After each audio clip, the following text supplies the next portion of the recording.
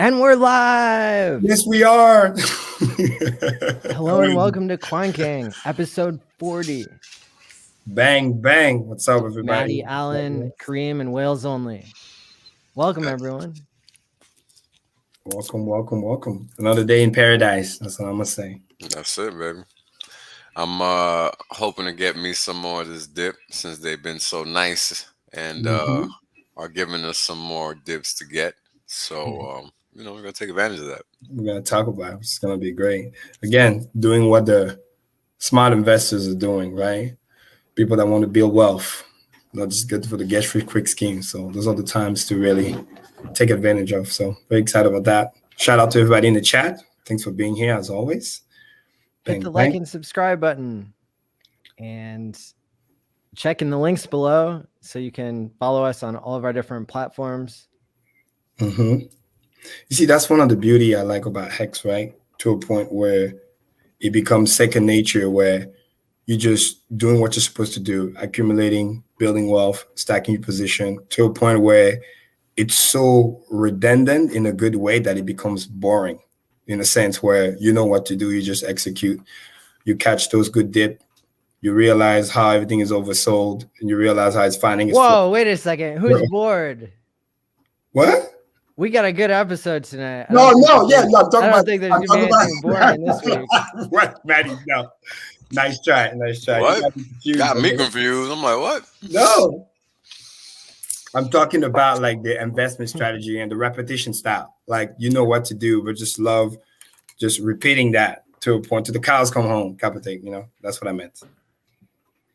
That's right. Which is great because it's in moments like that. This is nothing. Again, like I told the previous episode, how that became a super shark, right? We had that side reaction for 6 months, Maddie. 6 months. This is nothing. This is not even like a month. Like Wells was just saying, take advantage while it still lasts, because you get those random pop, you get the wick. We just hit the double top. I mean, we've been saying that to people, but liquidation bots are on their way. This is the time to rotate because, you know, alt season comes next, right? So, but if you're not in position, you always get left behind. You know what I mean? 10%, that's pumps for ants. You know what I mean? We can do 40% in a day, in a candle. So that's bang, right. Naga boys here. After all the information that we dropped last week in our 5.5 hour epic episode, I think today is going to be even better. So let's go ahead and hit the intro. Yeah.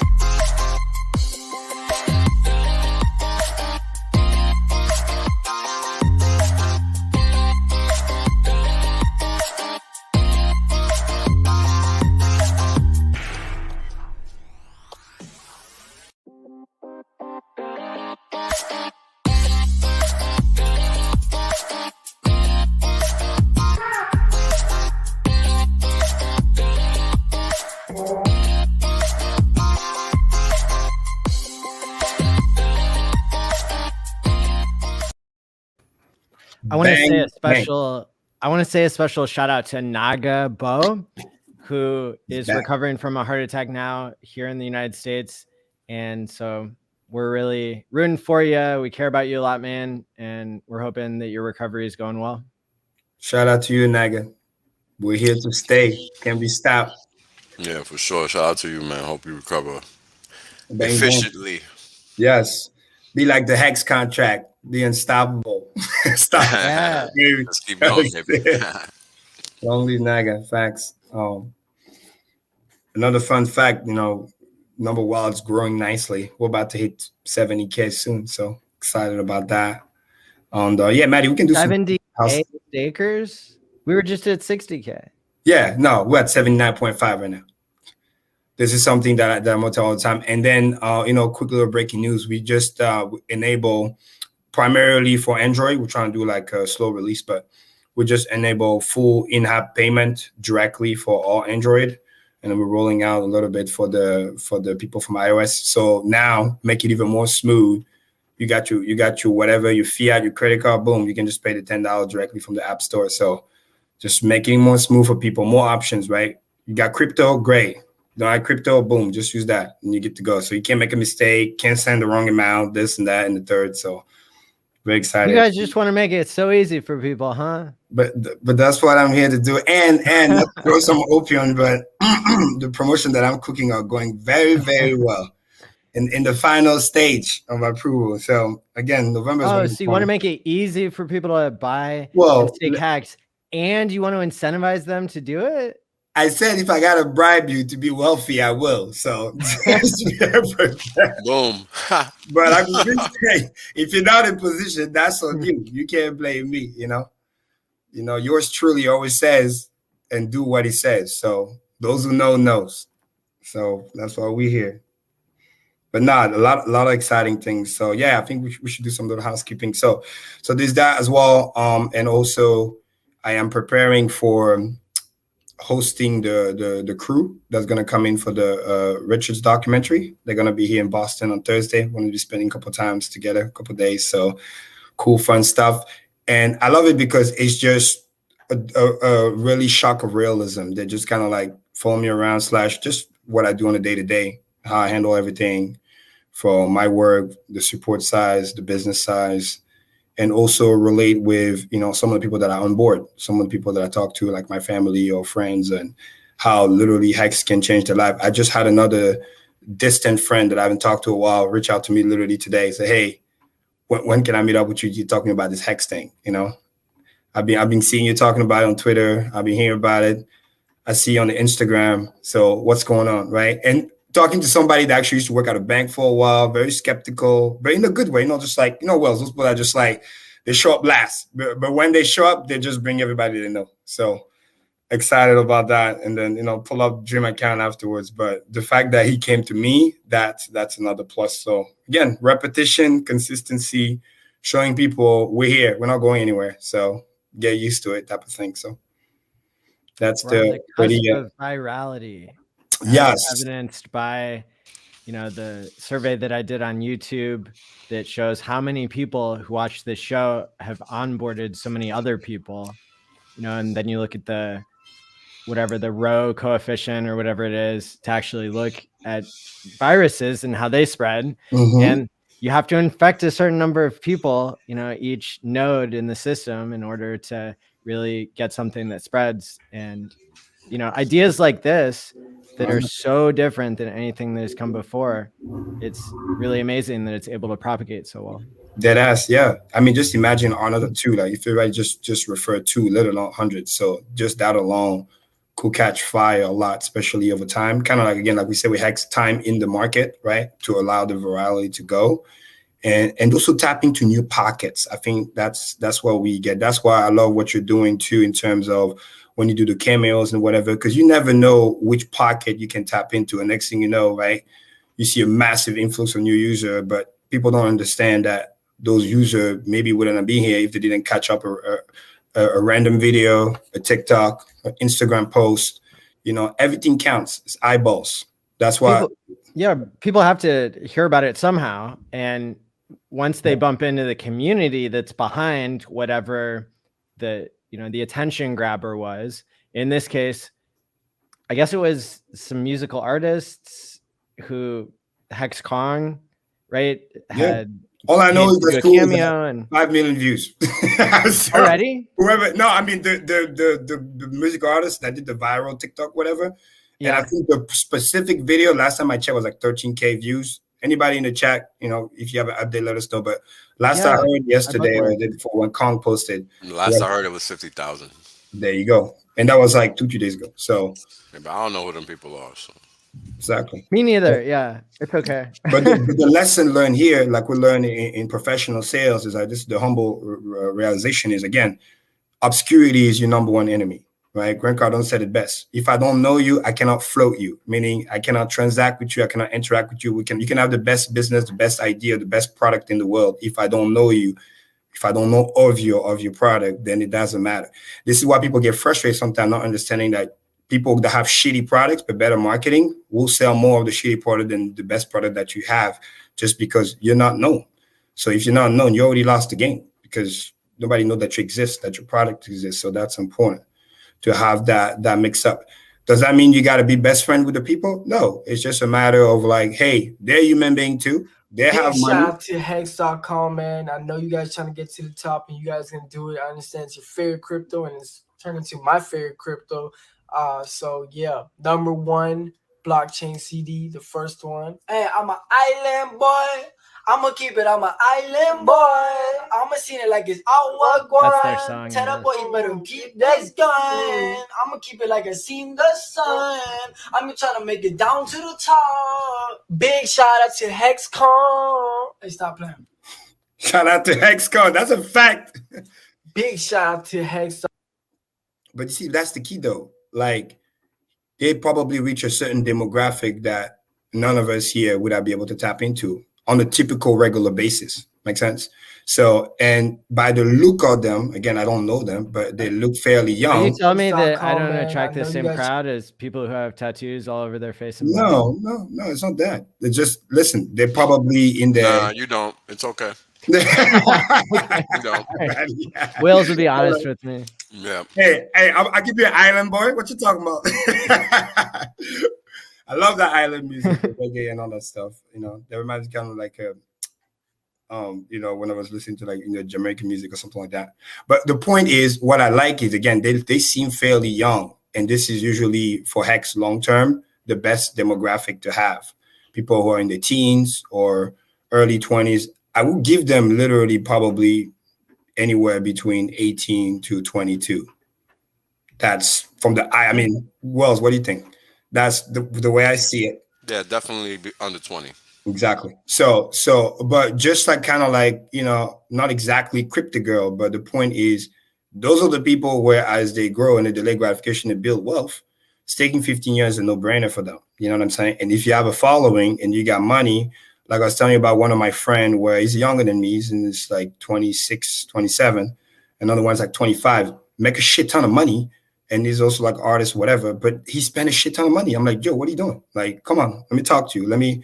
Because I want you to do the fancy things, but I want you to away is what he's doing. Exactly. Get the investment, and I show him a way with a vehicle. It's like, listen, I'm not telling you not to have the lifestyle. I'm out there with you. We're going to be vibing. I'm just showing you how you can make it more sustainable, which goes back to the previous stream when I explained one of the valuable lessons the wealthy people do, right? That's better than even what the rich people do. They invest first, most of it, and then they spend the rest. And it brings me back another very powerful quote that I love from Grant Cardone, because he got those really quotes, man. It just hits me hard. I love it. And he said, and I'll never forget, he said, a bad investment is still better than the best spend. Let me say it again. The worst investment or the bad investment, the worst investment is still better than the best spend. And here's why. This is very powerful. You got to hit you in the head twice. You got to rewind this. Because worst case scenario, when you invest, first of all, you believe in the possibility of the return, but also worst case scenario, I can get a tax write-off, right? And then there's the example that he used. I mean, there's many examples. He was talking about if I buy a belt, right? It may look like a good spend, so to speak, or whatever it might be, but at the end of the day, it doesn't create a return.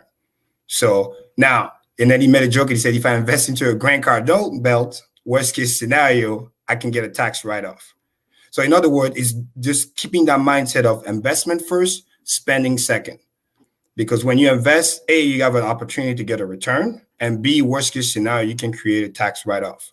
So if you create situations where you invest first and then you spend the rest, and you do it compounded enough where the spend the rest, let's say it's 1% of your net worth, whatever, gets to a point where that 1% is allowing you to live the lifestyle, that's it, bro. That's it. That's your life hack. Because now, not only are you sustainable on that 1%, you're doing everything you want to do. You're traveling the world. You do all the other stuff.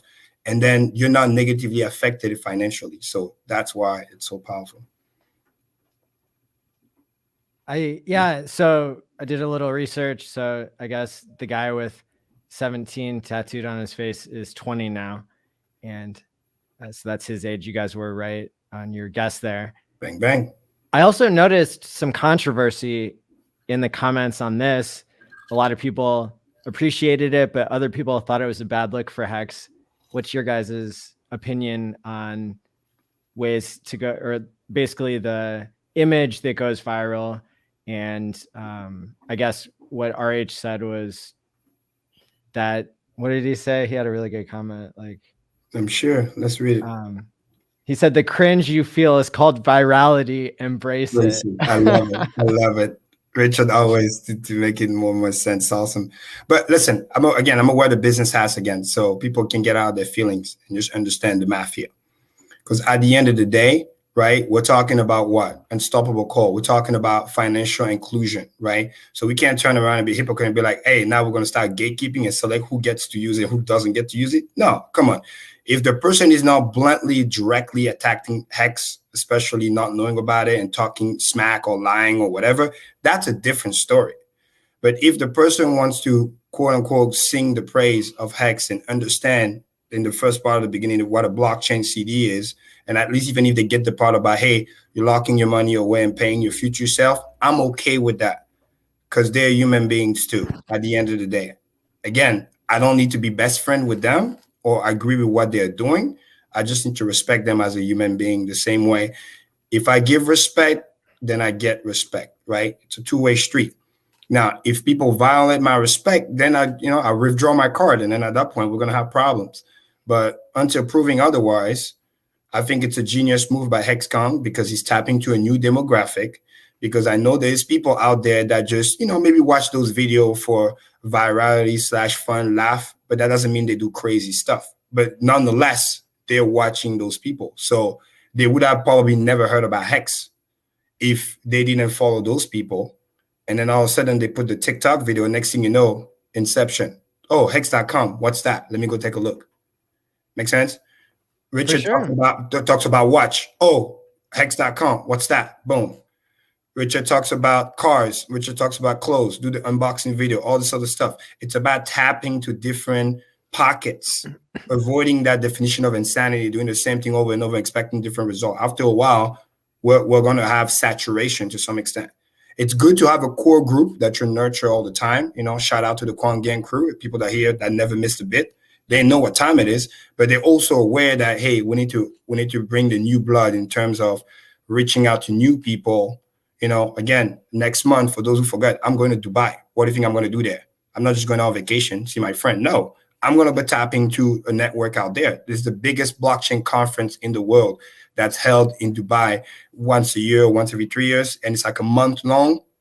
And the main event is literally starting November, next week. So in the second week of November, it's going to be from Dubai to Abu Dhabi. What do you think I'm going to be doing? I'm going to be networking my ass off. Meet whoever I'm going to meet that I can put sticker app in front of. Hey, have you heard about Hex? Because that's what you do. When I used to go door to door and I knew I was the number one guy with the best company and blah, blah, blah. Who cares? You walk into a brand new neighborhood. Nobody has fucking solar. Nobody. You have to go door per door and explain to those people why this is the best product, why you're going to be able to save them money and cut their bill in half and this and that. But if you don't go knock on that door, if you don't go introduce yourself and you be like, oh, they don't deserve to save it, or oh, whatever story you tell yourself to avoid for you to take massive actions, well, guess what? Obscurity is still going to fight you. And then let's hear from Whales. What's your take on this marketing? Well, I got to be honest with you. I was 20 once. I was a knucklehead once. So those kids aren't doing anything but try to get a buck, right? So they're going to do whatever they got to do to get that buck. And that's something that people got to understand. Mm-hmm. Just like I used to do what I used to do in the streets, they're doing what they got to do in the streets. So, the reality is that Kong did them kids a favor, right? Only question is, are they going to realize that? Probably going to take a while before they do, unfortunately. But he did them the favor, right? Because he introduced them to Hex. So will they just read the words or will they actually study the words? That's the question. Because again, it's tapping into a different demographic. It's gonna maybe wake up some kids that were dumbasses like I was. Because that's what I think about when I see these kids. I think about myself when I was 20. And I might have been in the military, but I was still the same dumbass. I was ready to do whatever the fuck I felt like because I felt like it. Even though it's called being down. Yeah, even though I was in the military. Like it's just, it is what it is. And the fact of the matter is, sometimes it has to happen how like this way. You know what I'm saying? And this is just what it is nowadays. But in my day, it was different. Of course. You know? Yep. Maddie, you remember that famous quote that says, wisdom and intelligence doesn't discriminate in terms of like, where you're from, where you grew up and this and that. Because even in the ghetto, you never know. There's some people just need to have something to click and then everything changed. And more importantly, going back to Richard, because it's the same reason why Richard was debating a lot of the haters, because he understood. He's not worried about the hater. He's not worried about the guy that's going to have his opinion. He's worried about the haters following. Because if they watch the video, maybe someone somewhere there, life can change. See, that's what people don't understand.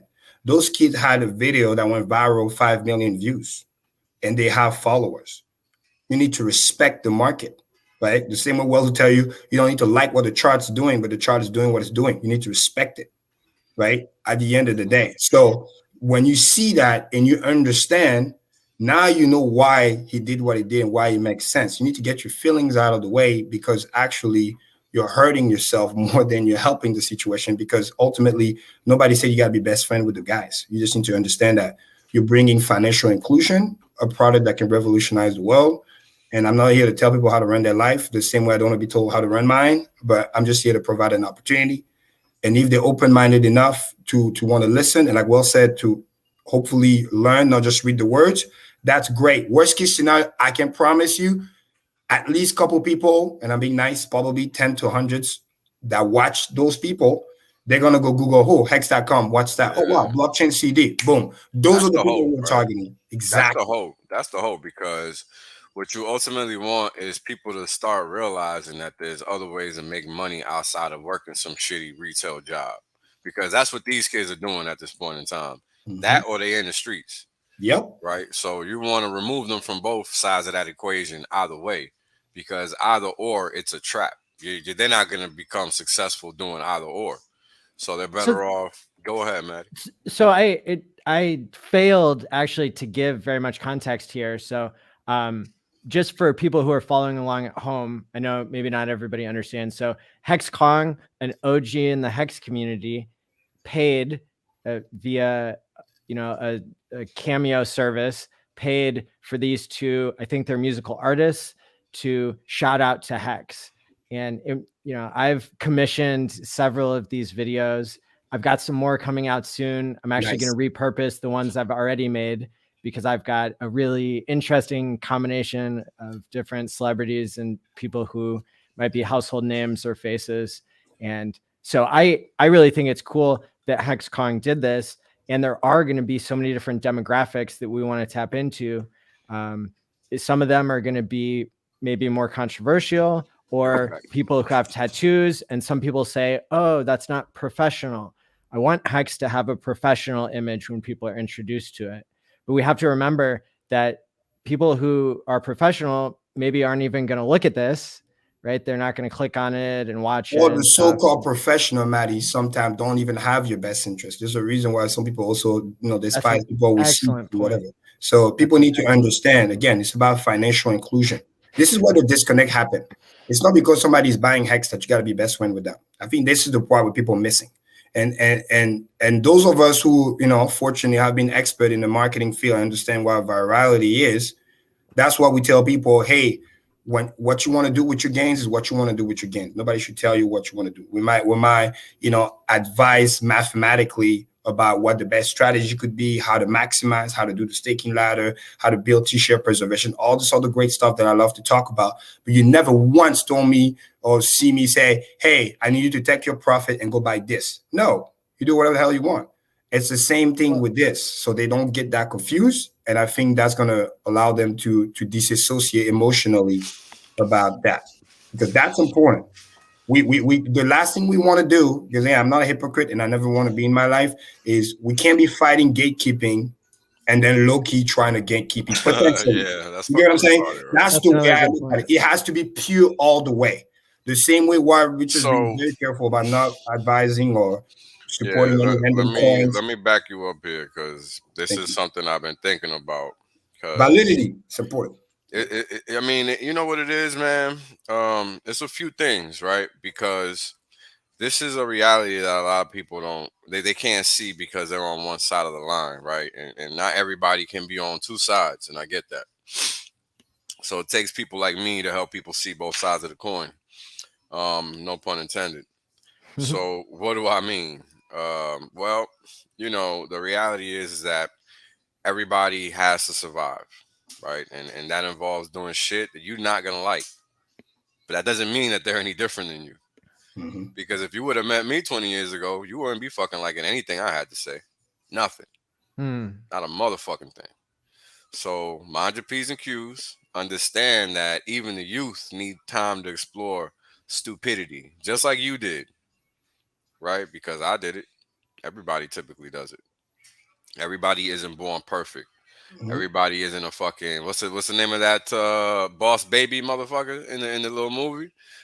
Tim whatever. Everybody isn't Tim the boss baby. You know what I'm saying? Whatever the kid's name is. You know what I'm saying? Yeah. Everybody go to their face. Some faster than others, but the face gotta be done. If not, what are you? Not a human being? I'll start questioning you. I'll be like, you know what I'm saying? Like this is a question of humanity at this point. Like you don't know if these people are gonna now become hex spokesmen because they're gonna realize, we don't gotta look like dumbasses no more. Exactly. You don't know what they've been through. You don't know what they're doing. Maddie, remember my first interview with you? I told you how I even wasn't like, there's a part of me that I didn't like but I was wise enough to some degree to have access to information to realize, Karim, that's not you. You're just a product of your environment. But some people some people don't get to have that wisdom. So they caught up in the spiral and they don't see what's going on until somebody can kind of show them the light so they can get out of the rat race. Because there's people that never done anything quote unquote bad in their life. That doesn't, like Wells just said, that doesn't make them any bad stuff. They're still caught up in the rat race, not understanding how money works, inflation, dead end jobs. You're in the same thing. It's just they're doing what they're doing, you're doing what you're doing. But at the end of the day, everybody's on the same side. Exactly. Nobody's gonna find success playing in any of those rackets. And that's a fact. Why the fuck do you think I'm doing what I'm doing? I could be outside selling crack too. What the fuck is wrong with you? You got to understand the reality of life. It's not what you see on TV. Exactly. It's completely different. Correct. And you just got to wake up to that because you're not going to like everybody, but you sure as hell got to get along with everybody because we're all on the same motherfucking plane, whether you like it or not. Exactly. I like this comment by Rock Edison. Don't judge, accept human beings for the miracle they are. Ooh, dead ass. That's a good quote. I like that. And more, and again, to double down on that, it's very important, Hexagon. Like I say all the time, it's about validity. I stand for what I say every day. So we need to be congruent, right? All the time. So if we're not careful, this is how it turns into some either maxi bullshit or some type of gatekeeping. The same thing that we've been fighting. The same thing we told the hey, listen, you don't need to like us. You need to accept that we're here. And don't lie about our data. That's all we ask. Everything else, you want to come, you come. You don't want to come, that's fine. Our stakes still roll just fine. We're going to get paid every day. It's the same thing. We're providing an opportunity. That doesn't mean you have to endorse them. Don't get that twisted. Right. Understand that they have a right to some degree to be able to potentially, if they decide to do so, take advantage on the highest, appreciated asset in the history of the world with the best blockchain CD there is out there. And I think that makes sense. And if you have a following of other young people, which, by the way, they need it the most. You kidding me? Especially for their long-term futures. Yeah, so let me tell you guys a little secret about people that survive off the streets and shit you might not know. They don't actually want to do that. That's you know what I'm saying? Like I know so many of them, bro. It's just crazy, and some of them are smart as fuck. That's the only option they had. Deadass. It may sound like a cop out, but it's so true. And believe it or not, they're sometimes the most down to earth people you ever meet because they understand the risk, and then they're trying to. Jay's even rapped about it way back when. Even Baby, they're trying to find a way to get enough so they can get out. Hopefully, because it's like in the balance of probability, you're either gonna get shot or you're gonna go to prison. So you gotta, again, does that mean I accept what they're doing? No, but I respect it. It's not about acceptance. Exactly. It's about respecting because that's what somebody else has to do. Nobody is here to judge anybody else and what they have to do to survive. So everybody just got to jump off that train real quick.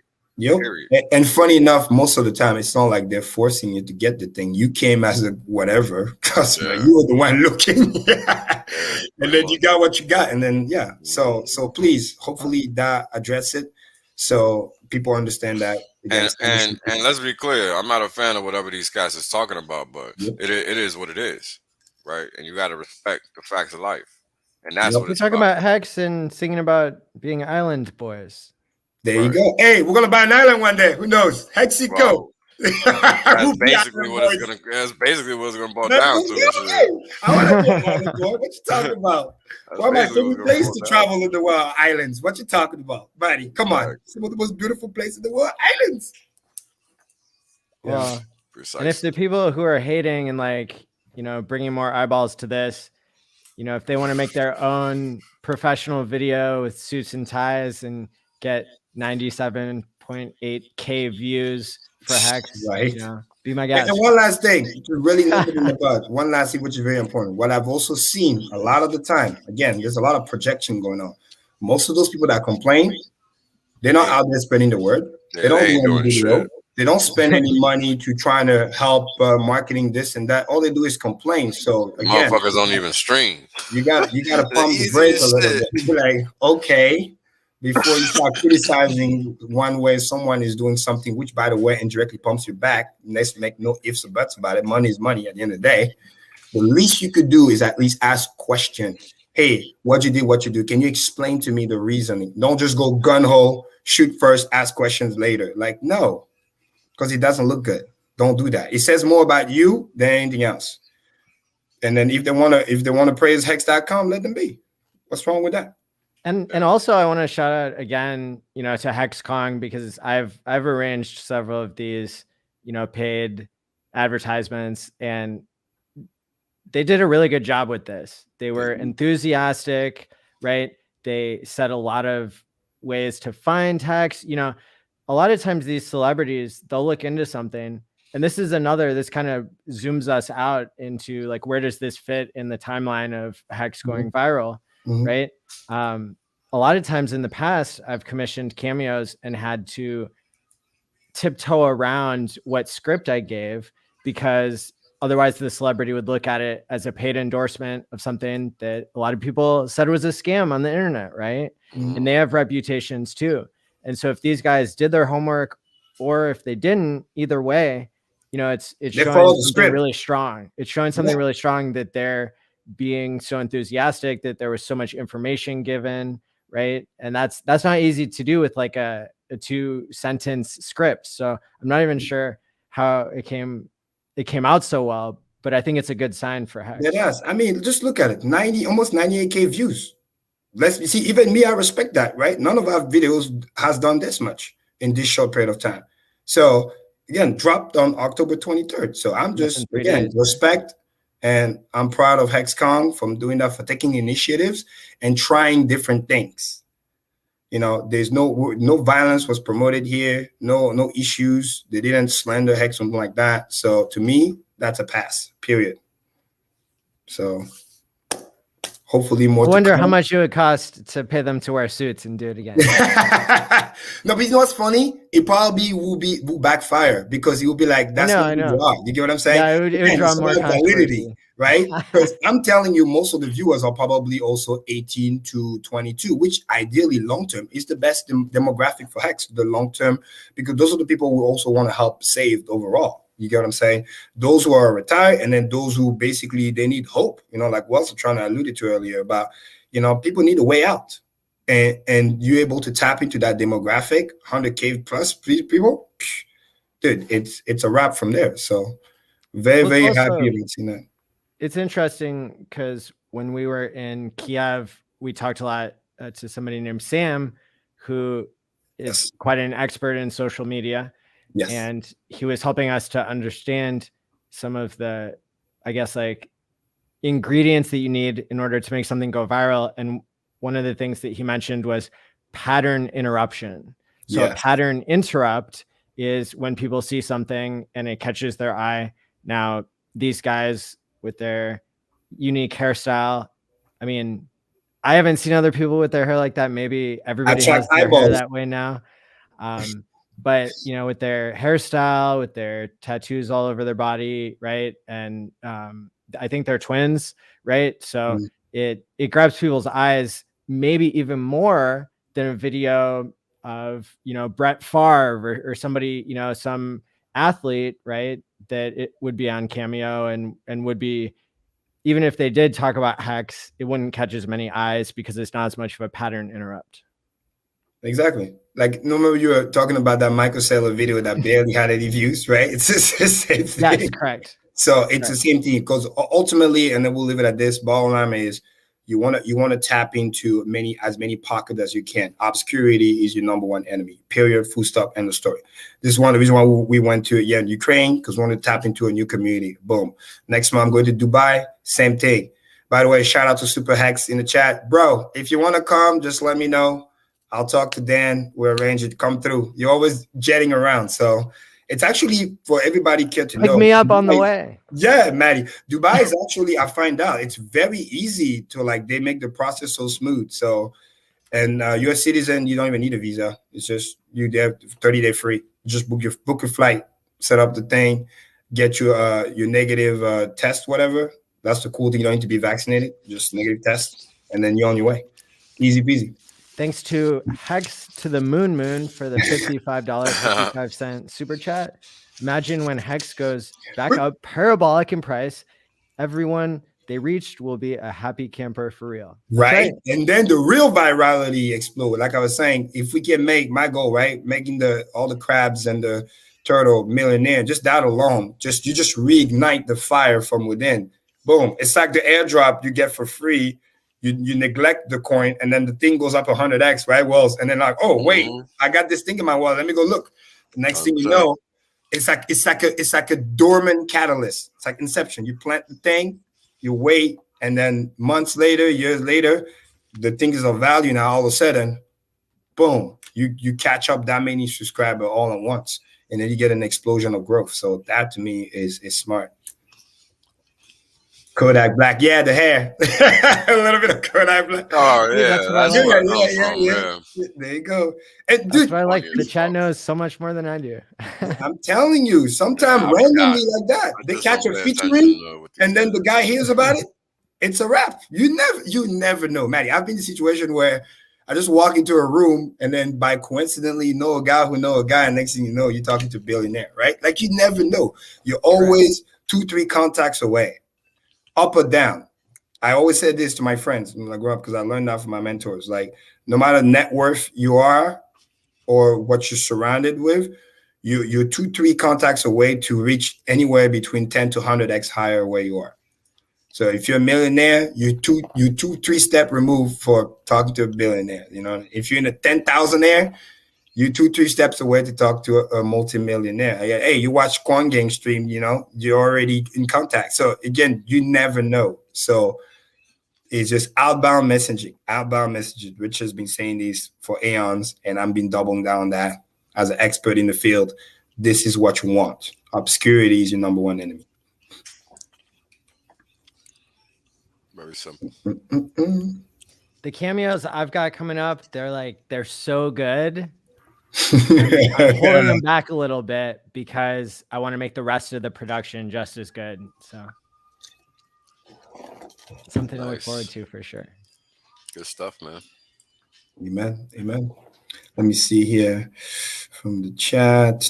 Oh, they want us to talk about Liquid Law. Yeah, Maddie, I know you had that interview a couple of days ago with the guy from Liquid Law. He says going to.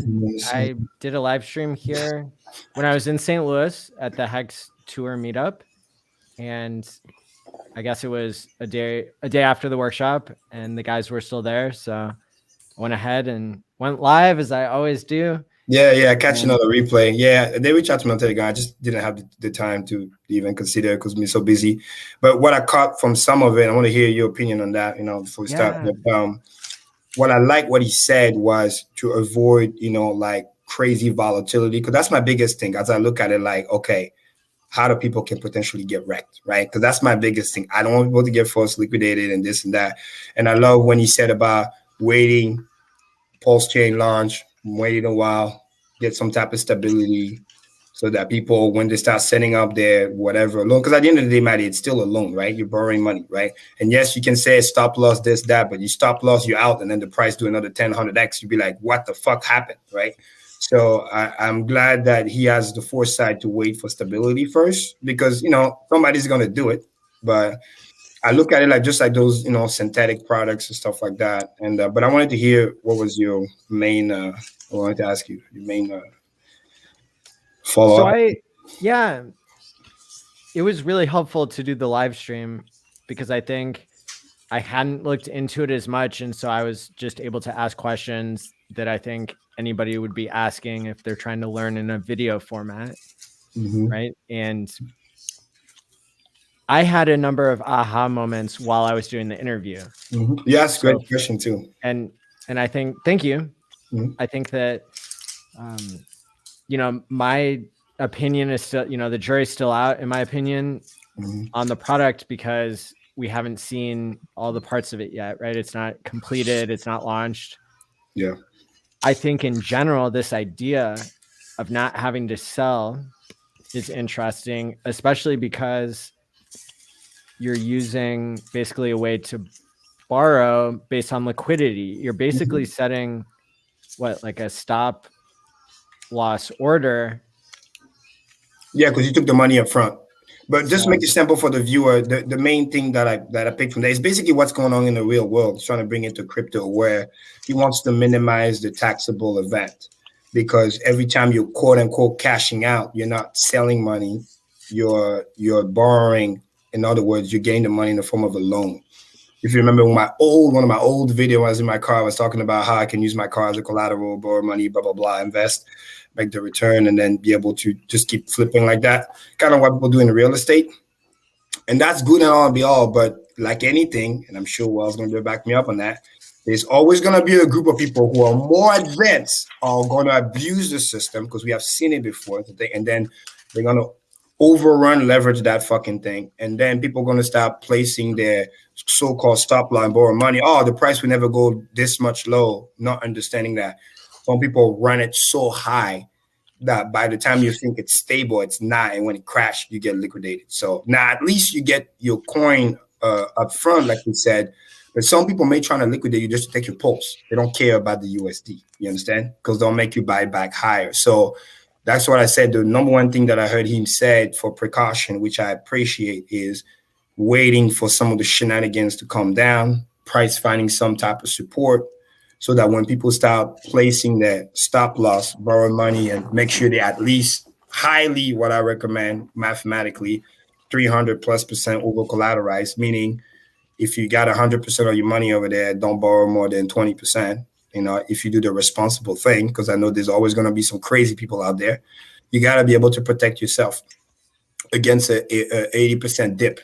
Because again, that is pulse we're talking about. It is not hex, meaning just like Ethereum, people can end stake whenever they fucking want, dump the price. Boom. There is no chart of future market supply. There is no share rate. There is no, if you want hex, shit, I'll fucking run that thing. Well, I'll run that thing. I'll borrow 80% because I know how hex functions, front, back, and centers. I know how severe the dips can go, where the limitation is going to be.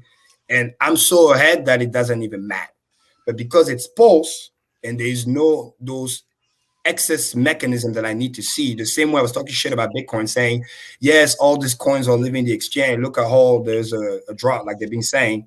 But then there's no saying that said, like we saw, 67K came around, all of a sudden all the fucking Bitcoin went back to the exchange and they got dumped on, right? So because you don't know this whole like, oh, look, on-chain metrics, this, that. No, if there's no mechanism that proved the locking, to me, that's fake locking.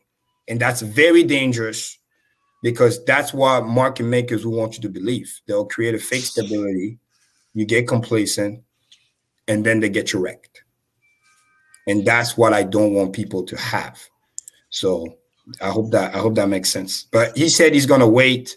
And I didn't want to talk about it too much because we're focusing on pulse change first. You know, let's not put the cart before the horse, one step at a time, because there's going to be more shenanigans to worry about in the beginning of Hex on Pulse and Pulse itself. That's what I didn't prioritize. But the overall idea is good long term for those who want to, pay for groceries and don't want to create taxable event. Like I could use something like that if I start getting paid in crypto and I don't want to pay 20% taxable event every time I have to sell crypto. That's dumb, right? And when I say 20%, that's low. It could be 40% because I'm in a higher tax bracket because it will come as income. But if I can use the loan, then that's a different story. But what I would have asked him that he didn't ask, that was my only question. Maybe you have the answer. Is yes, we're taking the loan, but it's still a crypto. How do I convert that back to fiat? Is that going to create a taxable event? That's what I was worried about. Or are we going to be able to pay our groceries directly in crypto? That's the only thing I didn't hear an answer to it. Because that stable coin is still a crypto, right? And let's say I want to borrow that, but then when I go back to fiat, that's when I get hit with a taxable event. So I'm like, well, that kind of defeats the purpose because it just sounds like I'm just holding a stable coin like USDC. You know what I mean? Because I'm sheltered against volatility because I borrowed the money. I have it, but it's still a crypto. It's like me having USDC. Make sense? The moment I go back to fiat, I got to pay tax. So even if it's a loan or whatever, how do I, if I have to pay something in the real world that requires fiat, it's still going to create a taxable event. Does that make sense? Is that true? Well, that's the way, unless I misunderstood, but I'll give you an example. Let's say I put 100 grand, price go up 10x. It's worth $1 million. And I say, hey, you know what? I want to borrow 100 grand. Okay. Collateral is $1 million. I'm borrowing 100 grand, right? I'm 10 to 1. I'm 10x on the over collateralized. No issue. I can, withstand a 90% dip, whatever.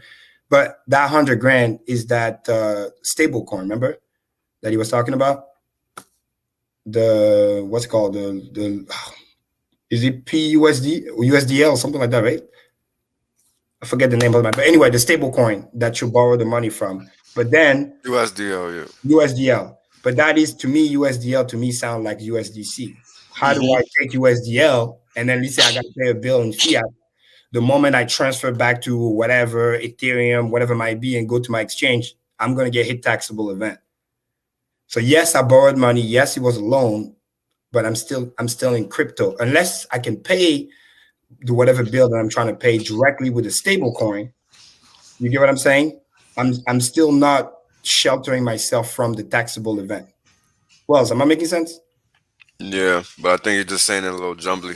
Yeah. So what it is when you're swapping the crypto for the stable coin is a representation of the fiat.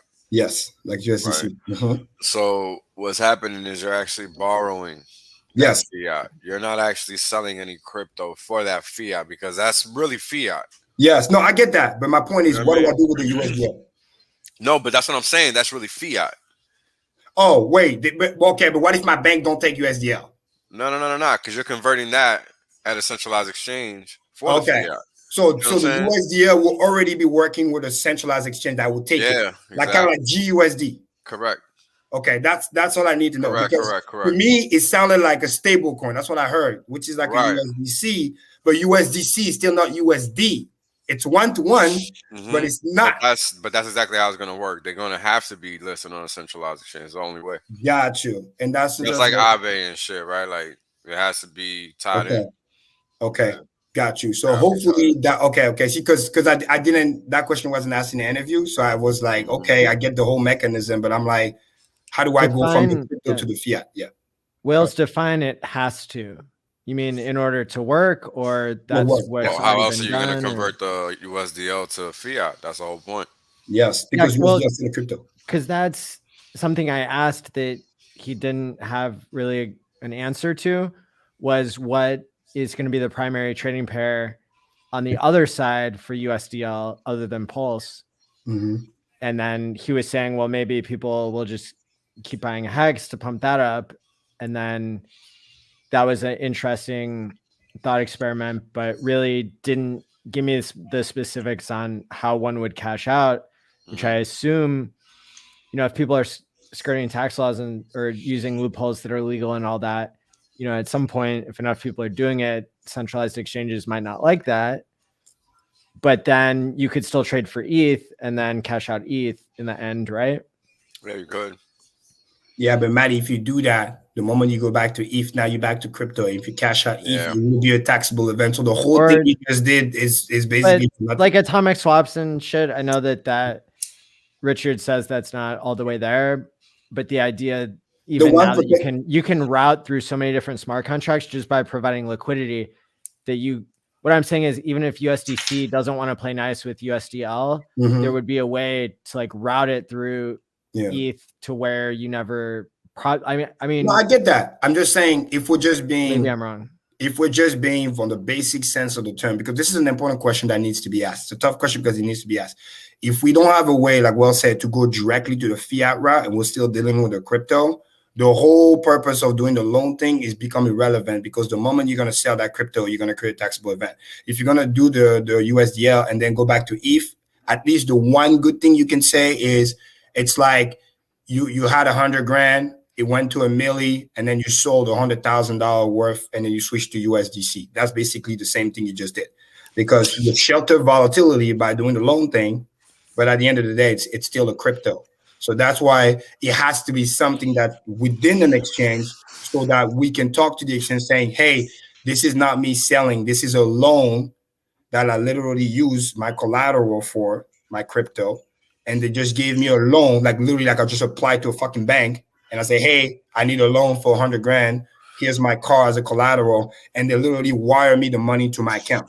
It's not a taxable event. I get the money free and clear. So maybe that's their secret sauce. And he hasn't fully explained that. But I will need to see that to really see the beginning to end, so I know where the non-taxable event is guaranteed. Because if not, then I'm just going to do what I'm always doing, which is I just get money printers. And then I just leave off the interest. If it becomes like money printers too. Have you seen the show Breaking Bad? I've heard of it, but I've never watched I've seen it. Yeah. You could just give somebody the USDL and they could give you a physical car wash, and then you could have that generating cash for it. But wait, that's income. Damn it. Wells, I was joking about it, but people think I'm joking, but I'm serious.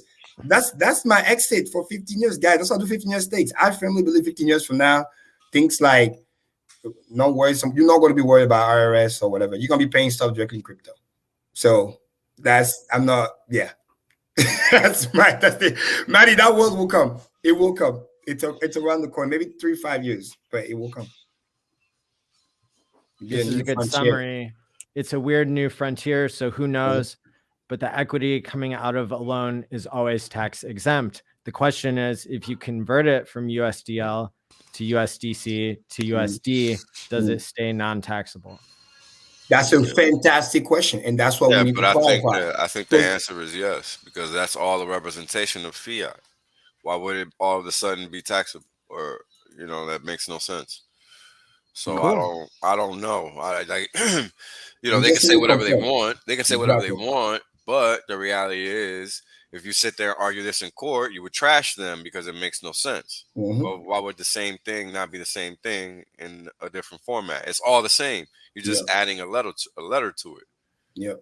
And that's why we have to just make sure we double check, because if you don't, right, just like I've seen friends, you think it's one way and then it's not. And the next thing you know, you can't prove it in court. Next thing you know, they say, here's your tax bill, because they don't give a fuck. Yeah. Shout out to 291 people watching live, thousands on the replay. I kind of want to summarize my whole liquid loans take at this point with really something that Marcovelli is saying here: borrowing from your future self. So the way that I would look at liquid loans is I'm selling my pulse, right? And I'm only selling a part of it, and I'm doing this for tax benefits. And I assume that pulse is gone because I've borrowed against it. Now it can get liquidated if the price doesn't 90% drop, if a whale doesn't like me, doing this and wants to take my pulse from me, right? I've given them the opportunity to do that. So when you look at it as a stop loss sell order that you're putting on the book for a much lower price than the price is now, and you're saying, I would be willing to lose this part of my bag for that low of a price, then that's really what you're saying. And you're taking a much lower price with a certain amount of gambling to say whether other people are going to keep buying or not be selling, you know, which has nothing to do with you or with the design of Pulse if you're playing these side games and this gambling. So at the end of the day, if you're willing to sell it for that much less because you're going to get this tax benefit, you know, at the end of the day, I think this is still, if this develops into something that works, it's still going to be there for you in several years to come, but it might be there with a lot less volatility and thus a lot less risk. So the biggest risk in Hex or in Bitcoin or in anything has seemed to be selling too early. Yep. 100%. Taking a loan is selling in this regard. So because you're giving up some of your control. Yeah, this is the way I view it. At least this is the way I intend to use it. Assuming it works and whatnot. So you got to understand, if you're gonna touch any of these crypto gains, you have to be smart about it, right? Because if you're gonna just be like all these dumbass Bitcoin maxis that really don't even exist, because there's like 10 of them from 2010. Tell them. You know, whatever you're doing is kind of pointless. So you need to think about what you're gonna do whenever you touch any of your crypto to sell or take a loan against, because the objective should be to replicate a strategy that allows you to recover that position. If not, you should not be touching that fucking crypto. Otherwise, you're just a sucker like everybody else. Exactly. You need to map out the exit before you move. Remember, one of the oldest training, when you say sell, first of all, sell for what, right? Second of all, what am I actually going to be buying for, and what's the taxable event application? Those are the most important things. You need to have all those things answered before you pull any triggers, because if not, so it's too late. Now you're in panic mode. You create all kinds of taxable events to yourself for no reason that you don't have to. That's why we're asking those tough questions. Example, because you got to be able to track all the way to your exchange. USDC is nice, but guess what? Not all exchanges support USDC. Gemini, for example, does not. They have their own. It's called GUSD. So you got to make sure, like Wells was trying to say, you got the whole strategy map out all the way to the exit. You can't just say, oh, yeah, I'm going to do this, I'm going to do that. And then you find out, oh, wait a minute, my exchange doesn't support it. Next thing you know, you got to switch back to another crypto and then send the ETH. Now, and that's a taxable event because now you send Ethereum. And then when you sell Ethereum, it's like, oh, it's a crypto. So you got to make sure you have the whole thing mapped out from start to finish. This is why it's great that we're having this conversation now, because the thing is nowhere near to be on yet, because, you know, we got Pulse, we got all the stuff. So we can iron this out right now. We still need to see all the artists and all this other stuff. So, but asking the tough question now is the key. And what I like so far about what you have said is waiting for some of the Pulse volatility to calm down before launching, which is very smart and considerate, because I'm not worried about me, because I know I'm always going to be responsible, and the economic mass that I'm going to be moving, it's not going to be an issue. But again, because I love the staker class, I don't want to get wrecked. We got to make sure you protect the community. That's the point. That's the reason why we're here. Because if not, why are we doing the live stream for? You know what I mean? So that's the key. Yeah. So when I think about this too, you know, I think about it as something that's like a checkbook, right? And what I mean is, you know, you have this money there, and you know you can draw against it at any time. But should you draw against all of it? And the answer should always be no. Exactly. Right. So you should never be treating this as a piggy bank, because the reality is it's not. It's still a loan. It's still a fucking loan, people. Exactly. 1 to 5%. Somebody asked what was the interest earlier, but it's still a fucking loan. Like, don't be stupid. Don't treat it like your fucking credit card. Here's the thing. Even though the interest is a loan, right? Or I'm sorry, the money you're getting is a loan, and whatever. If you take too much, you're going to get stopped out. If you take too little, you might be taking too little, and that could also be a problem, because then maybe you can't recoup or repay that loan because you took too little out to do anything of value with. So you have to really weigh the risks in what you're doing, because you don't want to lose that crypto. The crypto is a valuable asset here, not the fiat, because the crypto is what's giving you the fiat. Otherwise, you wouldn't have shit. You would just have crummy old fiat. Exactly. And you said a very important thing, which I like, is, again, back to what is it that you're taking the loan for?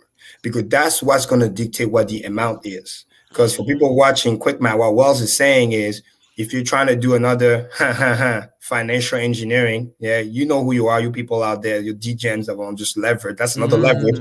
You're going to max out the joint, take the shit out, then price maybe go down or whatever. Then you're going to buy it back in, push the price high, get more. But then it's all fun and games until you get liquidated, right?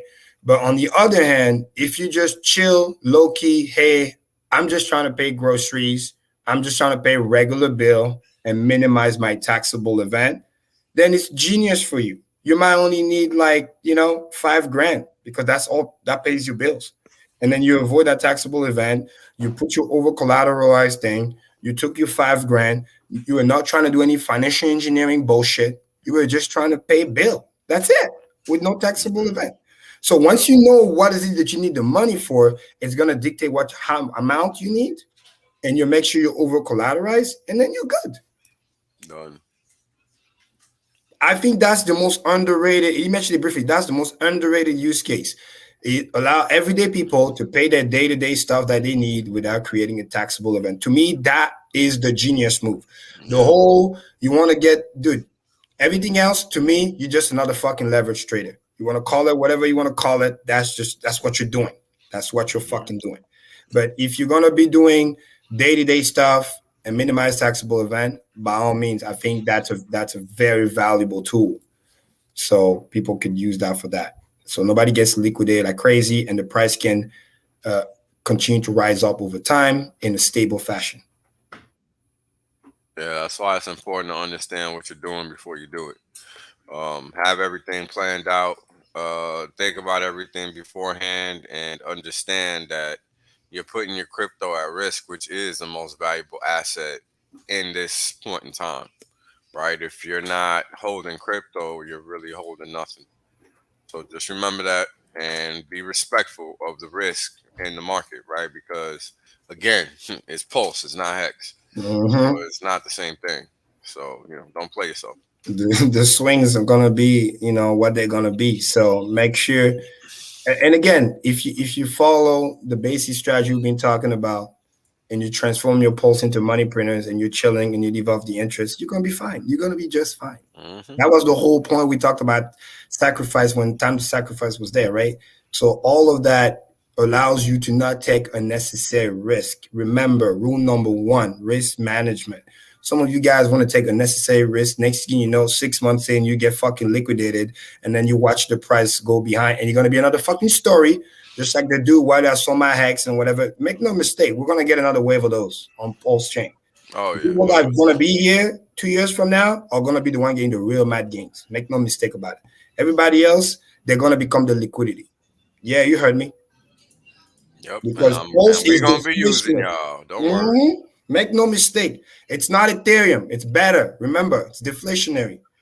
Price appreciation is going to take care of you. You don't need to go do shenanigans for no reason. You know what's funny, bro? It's every week we come on here and we say the same thing. The same thing we say is we're going to buy. We always buying. You guys haven't caught on to that yet? Exactly. Like, we always buying. Every week. Yeah, we always buying every week. No matter what's going on, we buying. This is how things change for us, because we take advantage of the system at every point in time. That's a powerful thing, because everybody that you're looking at on the screen, whether directly or indirectly as it applies to me, they're literally buying every opportunity they get. That's pretty powerful. Yes, sir. Because we know what we're buying. That's consistent over 40 weeks now. That's right. This is episode 40. Right? We're trending on the year anniversary soon. That's crazy, bro. That's crazy. That's crazy, right? And then we got so many cool events coming up soon, man. November's gonna be great. And then we got Hex birthday coming in the next one after that. I mean, it's just we're geared for greatness. Again, the reason we do what we do, right? We delay gratification, and then we leave off the mad gains so we can go live our best life. That's it. Does that thing has value? Absolutely. As long as it's used with moderation, so people don't get themselves wrecked, right? You don't know how to use a certain tool, you're gonna hurt yourself. Okay. 100%. But in the beginning, because you guys are so early, so well positioned, Pulse Chain hasn't even launched yet. There's no reason to take extra shenanigan risk, especially in the beginning, because that's where it's going to have the most insane volatility. And the mad gains that you're going to get just because you got in early in a good way. I mean, matter of fact, Wells, you talk about all the time. People are still sacrificing right now, which gets into my head. But the ratio that they're getting is garbage. Yeah, but that just goes to show, compared to you, what you got, like just position-wise, you're good. You're like, you could be like Genesis 5-10 years from now. You know, you can say, hey, I was in the Genesis block. You know what I mean? Like, you just need to chill. Because we're gonna tell you the truth, right? The FutureUs will not tell you because it's unpopular, right? You just need to sit and do nothing. Yeah, like much. Literally, you did it already. Yeah. Accumulate, relax, don't get liquidated. Time in the market. The hard part, ain't the hard part finding it, Karim? To me, the hard part is finding it. And once you find it, you're good. You're good. Chill. Yeah. Yeah. That's what I honestly believe. I feel like finding this quality level investment is the hardest thing, because like I always tell you guys, everybody is looking for this. Everybody. Yeah. I mean, I gotta tell you, man, you know, you guys just can't imagine it because you don't do this shit 24/7 like me for the past 10 fucking years. But let me tell you, once motherfuckers find out about this shit, it's a wrap. It's beyond a rap, man. It's beyond, like, people just can't fathom. They just can't, because it blows my mind, bro. We're still less than 100K status. Yeah, it's so low. It's crazy. It just tells me fucking money machine, and people don't get it. They don't know it exists. Like the majority of the people on this planet do not know that this exists. What do you think is gonna happen when you find out? Funny joke. That little island boy video Maddie post has more views than that total number of stakers. Yeah. After a 10,000x move. Like, that's a really good point. Yeah, it's a third. Check this out. No. Check this out. This is even better. It's a third, almost a third. That view count is almost a third of our total holder count, and more than a third of our current holder count. And most of those were airdropped to people, like just a couple tokens, right? And so really the people who have bought it themselves is even lower. So this represents an even higher percentage of those people. Look at that. 263,000 versus what, 98,000 views? Yep. That's right. That's the current holder count. 263,000. And if you just count stakers, which are about 69.5, it's because I look from sticker apps, it's about 69.5. Yeah, I got 69,300 here, but this is delayed. So there you go. So it's just, again, the video got almost 98K views. So it just, that just should tell you how early we are. It's insane.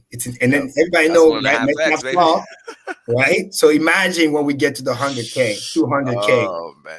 Yeah. And it accelerates from there. And we told you ahead of time a lot about these liquidity and volatility games, right? Because it benefits Hex in order to shake out the gamblers and to shake out the weak hands, to have swings in the price that can check your belief and make it stronger. Because believe me when I say, when the price goes down a certain amount of percentages, people tune in and they want to hear what we have to say and what the other Hex streamers have to say. And a lot of the times, we're not playing games with people. We're not putting clickbait, into the title. Oh no, Hex crashed. Like, what are you going to do now? There aren't any games to play. All it is us being consistent. And for a lot of people emotionally, that's enough, right? Yeah. Being staked can still take you on a roller coaster ride, but for most people, they have a little liquid bag on the side, right? And they have bills that they're paying, continuously.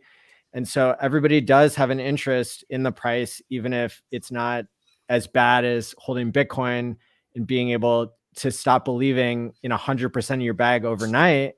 With Hex, if you're staked, you're not going to have any incentive. People can't even fudge you out of your bag so quickly because you're staked. So you've got it time locked, and you're not gonna.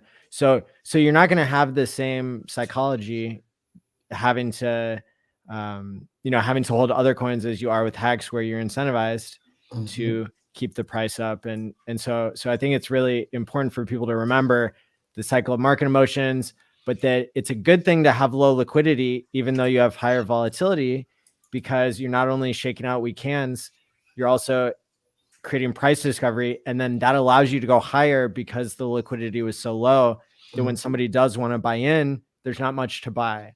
And so when there's periods of, time where we're going sideways or where we're trading inside of a certain range, we've seen every time before, we've seen on the charts that is a blast, that's creating the base for the blast off.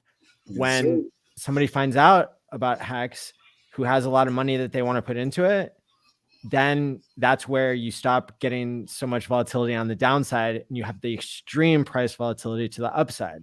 Yeah, Maddie, so don't complain. There it goes. So there's a guy who did $1 million buy order just real quick. Yeah, that was funny, right? Low key. Hey, thanks for the liquidity. Bye. Yeah.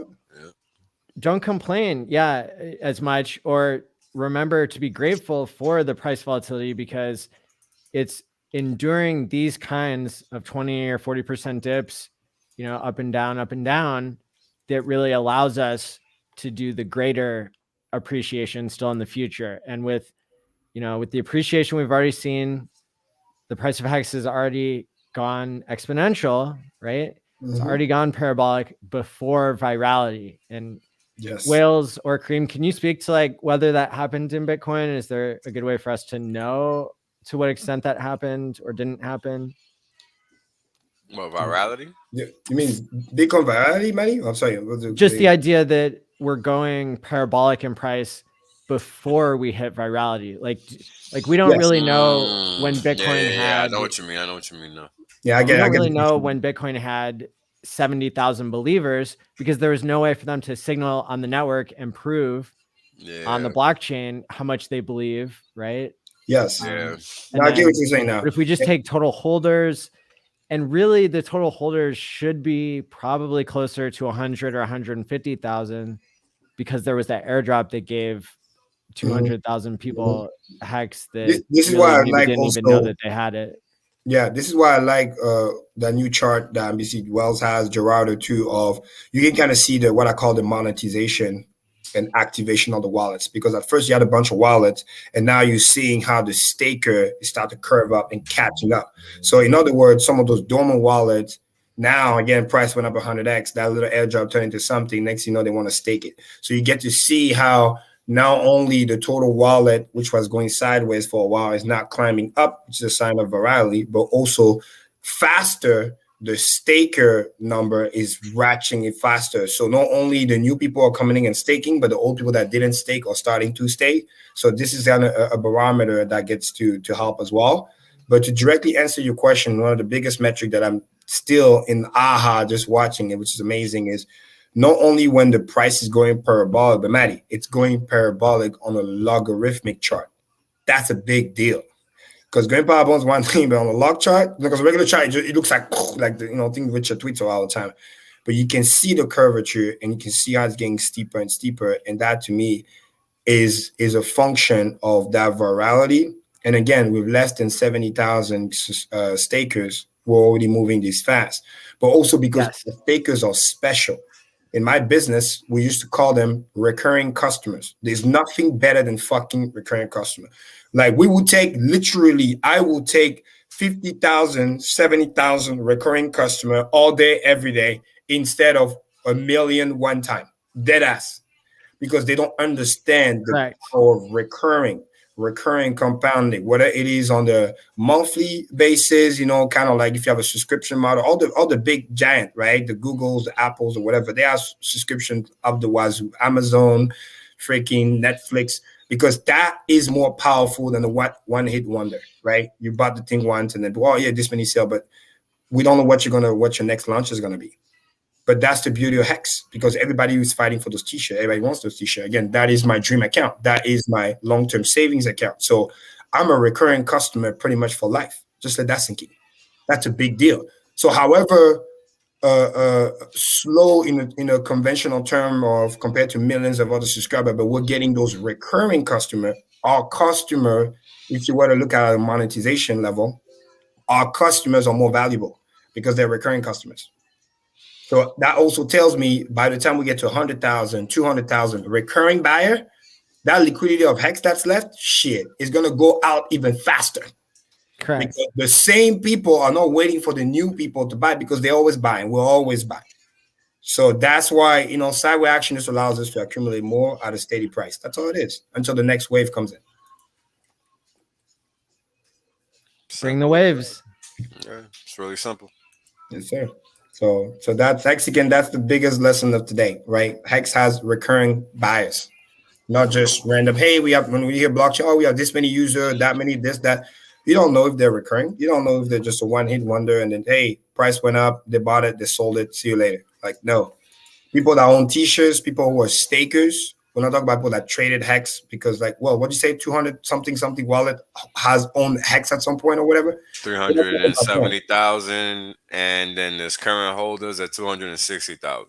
Exactly. So we're not even talking about the 260,000. We're talking about those recurring people because let's say we do a frequency of once a month, that's 70,000. If they buy every paycheck, like I do, which is every 2 weeks. So guess what? Yeah. I feel like most people do at least one paycheck a month. Yep, 1 to 2. Depends on the frequency. Depends on your access. Obviously, you can do like one paycheck, you pay your bill, and then the other paycheck you invest. And the cool thing is you have your plan and you execute the plan. That's why it's cool. And then you watch the steadiness. So you're lucky where the T-share rate is not going too much away from you because even when the price is stagnant, so to speak, share rate is still increasing. But at least you're not dealing with the double effect of price going up too. So those are the opportunities when, again, this is how I became the super shark, right? When everybody's like, don't understand that this is the best time to invest on the big dips or whatever it might be, or when the stuff goes sideways. Because the next pump is right around the corner. Always. And you're getting paid every day. So I think as somebody who's worked in addiction research and neuroscience and clinical therapy, I would be able to say that Hex is addictive, but I think that Hex as a new financial tool, a technology that allows people to send money to their future self in order to save not only their economic energy, but to save themselves from themselves of having too much of a consumption mindset and not enough of spreading out the wealth over time, right? So a 4D money printer that's going over time, right? That's more of a need, like that applies to everybody. So we don't say people are addicted to breathing, right? Because air is something that everybody needs. Exactly. So just like that, I would say that Hex, it meets our basic need of needing to have a store of value that can't be corrupted as easily by an outside source, such as the government that prints money ad infinitum. And so it's really, it's a happy story. In the end, that we have Hex and that we have the ability to send money to our future selves. Absolutely. Like somebody just said in the chat, again, the cool thing is that the quote unquote addiction is actually a good habit. It's something that's actually helping you. Like you're saying about the air analogy, which is great. Another good one would be like, those who are addicted to working out or whatever and being in good shape, whatever. It's the same thing because there's destructive habits and there's habits that actually build you to become a better person, right? Correct. To help you financially, physically, emotionally, spiritually, right? It's like personal development. It's like bathing, right? It's recommended daily, right? Get that. It looks like good. That. Shout out to my cold shower people. You know what time it is. At least once a day. Oh, you know what I mean? You guys converted me. Hey, Manny's one of us. So I listened, right? And I went from, okay, I'm doing the 30-second to 1 minute cold shower as a part of my hot shower. Then I did the whole shower cold. Wow. Stepping it up. Manny. But you said it worked, right? Right? You took the 30-second and then you realize, oh, I get used to this. And then you up the game. You see, but that's why I tell people all the time. You harness the will. You underestimate how powerful you are as a human being. You just need to try for a little bit so that you can shut down the voice in your head to be like, hey, we're cool. We're safe out here. It works. Yeah, right. And then you're like, get out of the way. Oh, shit, Michael. What? Oh, love you too, bro. That's awesome. Did you speak so, on the Markable, thanks for the $20 super chat. Fellas, first one to say, love you three like always. Question, did you speak on the little FUD going around with Hex? Hashtag kosher. The stupid talks of it becoming bearish for the next few months. Maybe a 5 to 10 cent Hex. Hashtag cold shower. Well, we're going to speak on it right now. Let them become the liquidity and drop the Hex for cheap. Yeah, you know what I mean, you hopefully understand. they People playing games. There's mind games people play. If you're stupid enough to get away your Hex for cheap, that's on you. That's all you I mean, hey, let's hope that those are the same people that are selling. Let them keep selling. Yes. And when we get to the chart section, I'm going to show some again, the same pattern that I've seen many times even on the DMI, what we did. And then we went on the almost 4x, 3.7 on average X return. So, because everything is screaming like buy, because they don't understand how the cycle works. And they don't understand that some people will run that FUD just to see if you're going to buy the hype and then basically be convinced and sell. And then next thing you know, you get left behind. Because it's like an IQ test. Because if you're going to be easily swayed after coming to so many coin game stream and learning, I've told you many, many times, you have seen what the price has done. Some of you have even experienced the game and you still fall for that. Like, who can you blame at the end of the day, right? You got to take personal accountability. You know what I mean? You got to be careful. Okay, you ain't blaming me for your stupidity. Yeah, if you're getting flooded out your own bag, you know, it's just that's like, your damn problem, not mine. Shit. You know, we try our best to remind you. I just sat here and told motherfuckers all we talk about is buying. The fuck is going on here?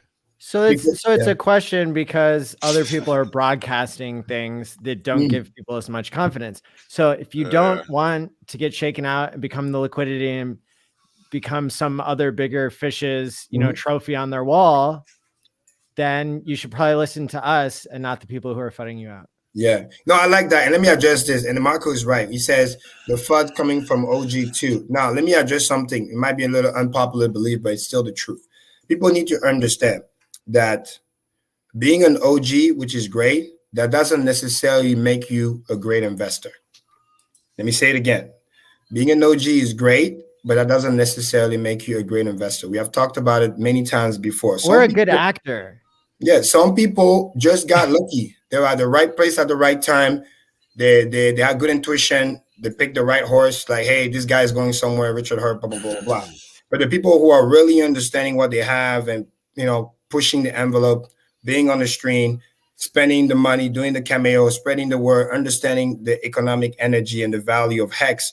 Those are people, like I was saying many times before, we used to and are running businesses. We know what it's like and how hard it is to create a return when you run a business. That's why we're FOMOing on Hex, because it's like in the real world, to get that kind of return, making 5 figures every day, Maddie, fuck, I don't care who you are. There's not that many businesses on planet Earth, period, let alone like this is some CEO plus level, which even CEO don't even usually get that kind of money on a daily basis. So that's what people need to understand and not get confused. So some of those people that you hear, they just happen to be there, right place at the right time. They might abuse the word OG, but that doesn't mean they really are OG in terms of investing. And remember what I always say, it's about validity, right? Validity. It's don't listen to what they say, watch what they do. If the price start to dip and then people change the narrative, then you know who's here for the long term and who's here just for the ride, which is fine. But they can't have it both ways. So this is why you need to be reminded of that. Being an OG doesn't necessarily mean that you're a great investor. You just happen to be there, right place, right time. You got a little lucky, whatever. Now, some OGs are great investors. And guess what? You will never hear them talking shit, footing the back. First of all, they're too busy. They're busy building. They're busy recruiting. They're busy hiring. They don't have time to deal with the nonsense. You know what I mean? They may show up on stream every now and then, but they're busy doing other things. Hopefully you pay attention, you buy. You don't, it's okay. We're going to buy it anyway. So that's just what it is. So don't get that confused, because some will get you confused as a narrative. Some of those OGs are actually traders. They still have those bad habits. So they'll play this game with you, then you drop your bag, and then you become their liquidity. So you gotta understand that. Don't fudge yourself. And if you're getting interest, price is irrelevant. Go ahead, Madison. People that make you feel good about gambling in crypto and thinking more short term, those people, they might get more views, right? They might, just like the problem that we had, but but to a lesser extent, right, in Hex than we have with leveraged exchanges buying influencers. In this case, it's just the price volatility, is inspiring people to go out there and try to make calls to try to play a game that doesn't have to be played. You don't have to play a losing game of gambling, day trading Hex, trying to figure out when it's going to go from 30 to 40 cents, right? So you can make that little profit in the short term, and then miss out on the opportunity in the long term. So yeah, it makes absolutely no sense. You know what I mean? And shout out to people in the chat. They definitely get it. Yeah. Benny Blanco says, yeah, we've seen, and the shark thing that was actually Trayvon's contract that blew up. The two dolphins, yeah, that's possibly. But again, we have even tracked some of their wallets. They end up wrecking themselves and then coming back, buying back higher. You know what I mean? That's the key. And some of us, like myself, we're busy, again, working, expanding, earning more money, so we can pump back in for our own selfish needs, which is, I want to get more t-shirts, because why not? Because I want to just increase my so-called, lifestyle / retirement, paying my future self. That's the key. I'm utilizing the system the way it's supposed to. So don't get distracted. Don't get not understanding what's happening, because number one, you're missing an opportunity to be buying the dip, because even when it's sideways, it's a dip, because it could have been 60 cents and you would get twice as less Hex for the same amount of dollars you're trying to put in. So take that opportunity. If you know where, I said this many times, if you're not where you want to be in t-shirt count time, take this as a blessing to stack. Because make no mistake, there's still a lot of cool stuff coming up. Again, we haven't even got the snapshot yet. Pulse chain is right around the corner. With a low fee, everything's going to fly. There's money sitting on the sideline, even from the little guy that can't get in right now because of the fees prohibiting. But that's going to be fixed on Pulse chain. You got to understand there's still that going on. I got the promo coming very, very soon too. So those who are not in, they're going to feel so stupid. It's going to be so funny. I can't wait. But we have to get all the king ironed out first. But that also is coming. And the tour. I can't wait for the East Coast leg. When I come back from Dubai, man, I'm gonna go full force. I'm literally attaching the car. We're driving. This is gonna be fun. And end of the year is always epic. Something is telling me with this Halloween, be ready. We're gonna have a special Halloween, Maddie. I'm gonna leave it at that. So I've had such a wild week. I've had such a wild week. I don't know if I've told everybody here on the show what's been happening, but I did pick up the DeLorean, and a member of the Kryptosparbach team who flew in from Europe just happened to be at the same airport I was at the same time in Chicago. So grabbed him. His name's Dan as well. And he was spitting mad knowledge at me, knowing being an OG Hexagon and knowing lots of really interesting takes on different things. So anyway, I got to drive 6 hours with him. We picked up the DeLorean and we drove the DeLorean 5,555 miles, over that mark. And so the DeLorean, when I bought it, only had about 5,000 miles on it. And so we live streamed when I went past I stopped. I pulled over on the side of the highway exactly when the car hit 5,555 miles. Nice. And half of a mile, because you got to get the extra 5 in there. And then, so I pulled over on the side of the road. I was live streaming at the time. I was going to join in St. Louis the 5555 tour, nice. Right? And so I had to do it. I staked 5,555 Hex for 5,555 days at that moment on the side of the highway. And it felt amazing. It felt like the universe was, coming together and giving so many signals that we're in the right place with the right people. We're doing the right things. Bang, bang, man. Well done.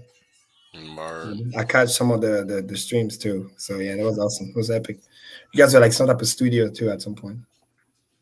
Oh yeah, the tour is amazing. Rob from Wildcard Studios in Las Vegas, he's the one that has this mobile studio. He has 10 of every gadget you could ever imagine, and he is just committed to spending however much time it takes, oftentimes hours, setting up all the equipment just so we can do live streams so that the guys can do interviews and make content in a way that's super professional. And so shout out to Rob. Shout out to him. He Shout out to definitely Rob. works hard as hell. Deadass. Yeah. Shout out to him. He left home for 6 months to join the tour. Like, people are doing it. Seriously, yeah, like I said, serious Hexagon. So me too. I can't wait for that the last leg, because because all the way to March, so that's like 3-4 months. So it's gonna be epic too. Maddie, speaking of which, somebody asked in the chat here, is today the last day to buy a Hex conference ticket, or will there be more ticket sales later? Somebody asked that in the chat.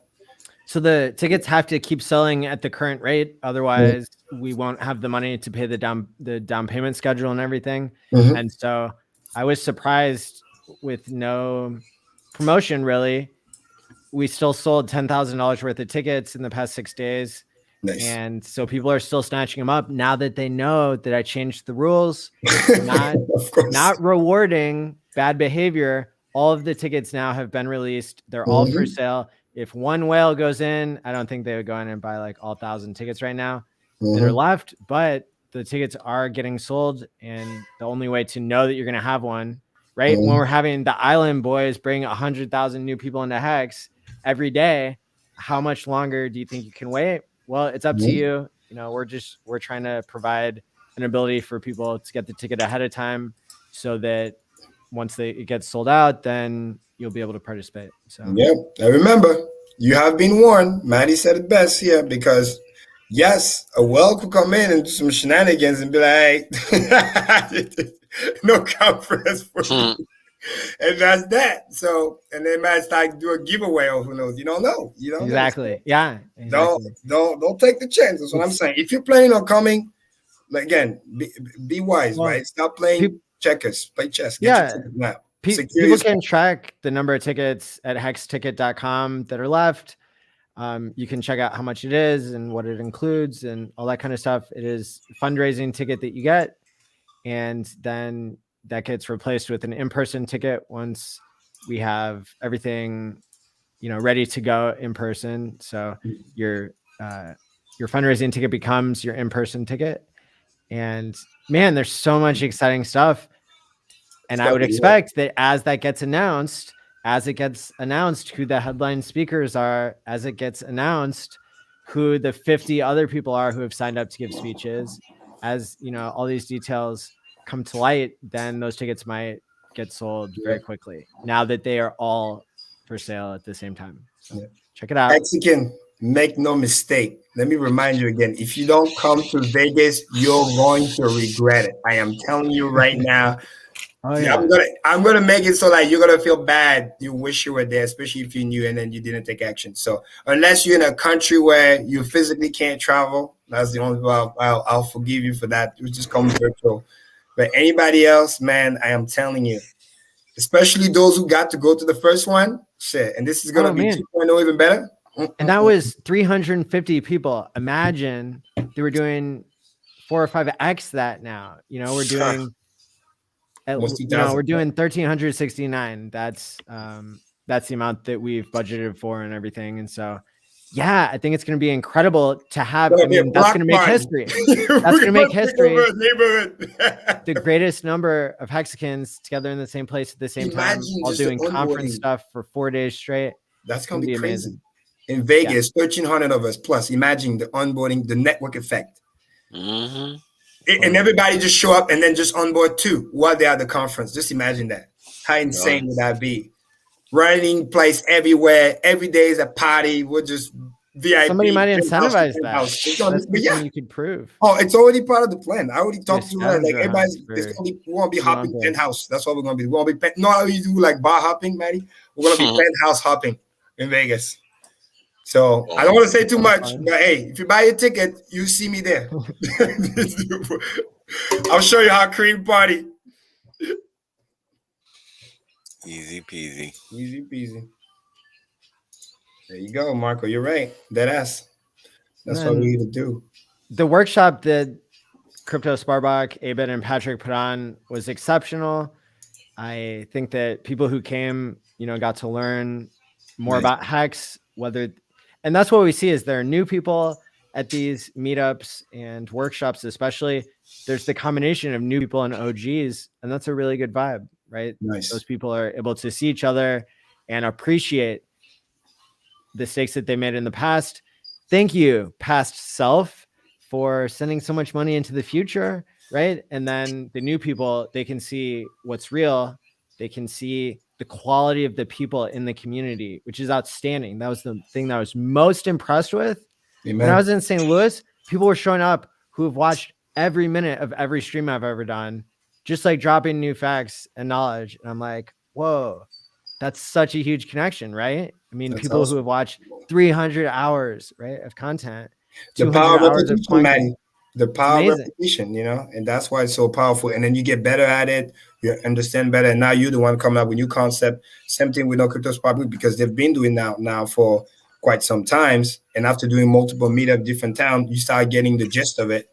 And you know how to optimize, tweak it, make it a little bit better. And I think it's only going to get better and better and better all the way East Coast and all the way back to Vegas. So it's just, we're just ramping up. And that's what we need to understand. And once you understand that and you do your part, you make sure that number one, you get the content, you're spreading the word, and you're there, it's going to be a no-brainer. And you win prizes too. They're giving away free hacks. I'm talking to some of the folks that are here for the East Coast legs. They're thinking about doing some giveaway. We're going to be partnering and do some stuff. Maybe we stick app. I can't announce it now, but we're going to be doing a lot of cool stuff, just getting people in, lowering the friction. So understand that. I think they gave away 6,000 hacks, or it was. Yeah, they did a 555 2,000, and then it was about $2,000 more or less. Because it was a there were two winners. Yeah, they were all really excited. You know, it's amazing to see these physical meetups with something that normally we learned about during the pandemic, right? When we were all isolated, being able to watch YouTube and maybe really focus on learning new things and improving ourselves. But now we get to take this into the real world, right? Crypto, it's a very intangible thing, kind of like theoretically, right? It's backed by math. It's backed by decentralization. It's backed by, digital scarcity. And, but when you can celebrate digital scarcity in real life, that is powerful to me. Amen. Amen. Manny, do you know what's the next step? So Chicago, and I'll be there. They are actually hanging out with Johnny Chaos right now. There was a meetup there a couple of hours north of Chicago tonight. I had to do Quant Gang. And so I'm going to be joining them here on Thursday. We're going to a Bulls game. Check it out. Nice. We're all Bulls and hats. So the price is going up. Hey, we got the colors, so let's put it up there. I'll do a little live stream from there. Maybe we're getting like a skybox and stuff. Yeah, so or you can do a snap or Instagram live or quick, whatever. Either one. Yeah. Oh, that's a good idea. And then, and then the next day there's going to be a workshop. There have already been more people RSVPing to this workshop than any of the other ones, maybe by a factor of 2 or 3. Nice. So whereas normally there's maybe 30 to 50 people there, this one's already gotten, as of earlier this week, I think 90 people had RSVP'd. So it's gonna be off the chain. Nice, and they can bring a +1 too. So that's awesome. Again, that's my favorite, right? It's literally what you want to do all the time in terms of organic growth, and again, recurring customers. So those are the one you want for the long term, which is better. So I'm excited, and it's community driven. 100%. There's another, I think, number to look at. I was exploring Hex daily stats here. Maybe I can share my screen. And I just, because we're gonna go to chart mode soon. I think this idea, of recurring customers, I think that's a really good way to put it, and something that really makes Hex valuable. When I look here at the number of current stakers versus ever stakers, do those two categories make sense? Yeah, it's like retention, so to speak. Retention, yes. You look, and then you can plot a ratio out of that too. We would have to do a much deeper blockchain analysis in order to know true retention versus just the totals. But because we're so early, because the average stake length is so much higher, it's about 3 times, 6 years is 3 times longer than 2 years. What we're seeing here, I think, is a really, really good signal that out of 85,000 people who have tried staking, 69,000 are still staked, right? Yeah. And that still could be different accounts, right? So somebody could have set up multiple accounts, then they could have let one stake mature, and then on another account, they have others. And so this number could be even higher than whatever it is, 80 or 85% here. That's mad retention. And you're not going to see that on other things that don't give more than 20% people the opportunity to time lock and to stick with something no matter what. Yep. And then again, it's backed by the staking average, backed by the code, and backed by math. So all those things are showing. This is why, I focus on that stake account.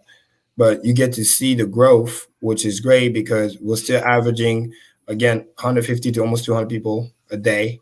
And then you add the fact that the retention is also kicking in. So they're coming and they're staking. They're not just coming and trading for the most part. So that to me is amazing because the ratio of the new people coming in and those same quote unquote new people staking or whoever turned into a staker is still above 50%, which is a great retention. Not just of the old, but the new that's coming in, and they're getting more and more educated. So this is how you catch virality, And how you make the world a better place. Check out this comment. Thank you for the $4.99 super chat, Optimus Kevtron. But even more for your comment. You said, I used to spend all my money on cigarettes and drugs. Now I work hard to get more money to buy more Hex. Thank you, Quant Gang, for all that you do. Wow. God bless your soul, man. God bless your soul. Deadass.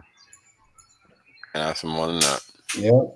And then the next comment is great too. Yeah, boss move for, quitting smoking and taking back control and exerting your will. Like Well's been saying a couple of streams ago, right? You just need to decide, man. When the reason, if you get a greater reason to stop than a reason to smoke comes in, boom. That's when your brain will be like, that's how I harness my will.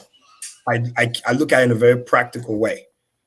I always I'm always in control. No matter what I heard, this, that, addiction, this, that. It's about, I just need a reason. If my reason to stop is greater than my reason to continue, whatever it is that I'm doing, I will always be taken care of. And that's the key. You look at it like that, anything can change. And you can start reverse engineering that, creating those reasons to have those positive feedback loop, right? Like Maddie perfectly says all the time, playing your future self. Once you do that, everything changes for you. So it's about just collecting those reasons. The article that I wrote, which you can get to at the number 3gcrypto.com, is a link to this article that I wrote about Hex being a way to use contingency management to change your behaviors. And so in this case, it's a little bit, non-direct, right? Because nobody gave you a contract that said you can't smoke. But when you see how rewarding money can be when it's working for you, instead of causing to maintain an addiction, that becomes a tool that then people are using. It's the greatest effect size of any psychological technique. It's not talk therapy. Talking to a counselor isn't as powerful as somebody paying you to motivate you to do something that you already want to do.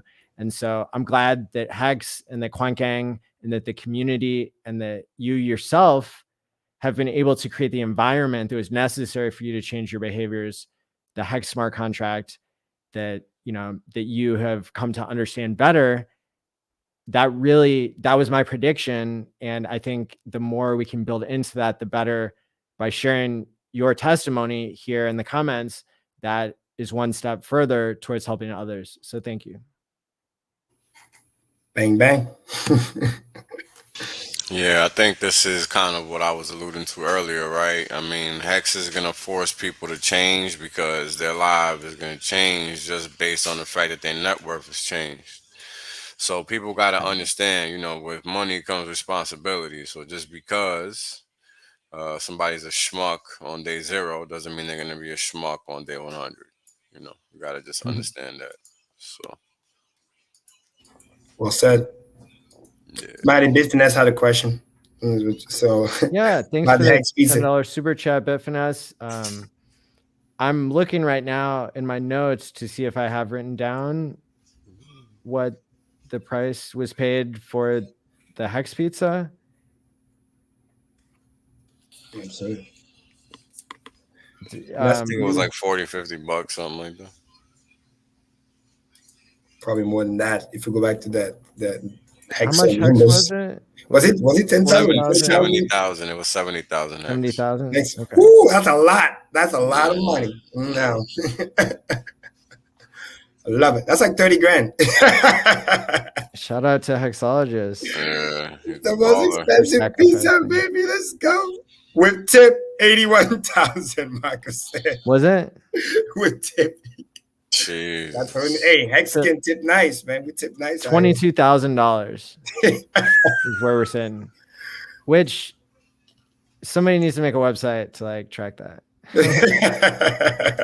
You were there, right? It's mad funny. We need a chart. Deadass, yeah. Well, because I know we did a stream whenever it was, I think, the anniversary of Bitcoin's Pizza Day. And 571 days in, both Bitcoin and Hex are at 8 cents, which is really interesting because that's the day that the anniversary of the Bitcoin pizza happened. So that's just coincidental, but still interesting stats. That is definitely interesting. Let's see. We got Jesse, the Pit Boss, responding in the comments here. Thank you so much for helping to answer questions. Loans, even crypto loans, are not taxed. Just because you off-ramp does not change the fact you have collateral locked up and it is still a loan. Aave, Maker, etc. are all similar. There you go. Yeah, good to know. Good to know. The beauty is this, right? Number one, we have plenty of time. And number two, that's why we're asking those questions, just to make sure it's iron out because, right, this is Quant Gang, right? We're backed by facts. We can't just say, oh, we think it's going to do that. And then what if it doesn't? You know what I mean? We have to make sure it's crystal clear, ironed out. And like Wells perfectly said, and I double down, we need to figure out the path, right? The liquidity path all the way to the exit. Because something as simple, oh, I do this, I do that, and I get USDC. Okay, that's cool. Coinbase people, you got USDC. Like other exchange don't. So for those people, they need to find a different path. So it has to be something that's going to be able to work for most of the community, or at least have multiple pathways to make sure that everybody is taken care of. So that's the way I look at it. And the person who paid for the pizzas that Hexologist used to flex at how much he knew Hex would be worth in the future, just like Bitcoin, who the guy who bought pizzas did not know how much it would be worth in the future because he goes on TV every year saying that he didn't know. Right? Oh, wow. Hex Kong is the one who did this viral cameo here with the ALLin boys. That's the person who has the Hex that Hexologist sold. So it was nice. It was an inside trade, just like the original one was in Bitcoin, because it was people who knew each other in the Bitcoin community who paid each other to facilitate the first transaction on the Bitcoin network. And so it's all coming full circle here as we talk about these different interesting topics and where we're at. Amen. Hey, shout out to Dante in the chat. Listen, if you got 20KX, at least it's not zero. Congratulations. And I like the fact that you have long-term horizon. But if you look even further, 5, 10, 15 years, and the key is, again, like we say all the time in the market, not timing the market. And my first question to you will be, is that money staked, which I hope it is, and create the ladder for even longer so that you can build more T-shares, because it's not just about getting the money and some of the riches 5 years from now. It's like, now what? Then what? You got to make sure you have a plan for longer than that. So as you take quote unquote profit of the interest, you don't end up being diluted. That's the key of the powerful staking ladder, the T-share preservation, and the dream account, is how do I compound wealth over time, take profit, and not lose out of my position. That's the number one key. This is the reason why most of us, the smart ones, are recurring customers, because we know what we have. We're building wealth over time. We're going to delay gratification, which means we're going to continue to work, add value, make more money. And we'll also understand that the value of compounding over time could be something beyond your wildest dreams, paying your future self. This is what this is about. And once you understand that, everything change, and you're also protecting yourself against government, inflation, all this other nonsense, that many other ways that you're being basically stolen from. Because that's the key. There's nothing worse than working your ass off, getting the money, and watch your money just erode away via inflation. It's like somebody's taking the life out of you. You know what I mean? That's why some people lose their will sometimes, to work hard, because they feel like they can't get away from the rat race. But Hex does the opposite. He invigorates you.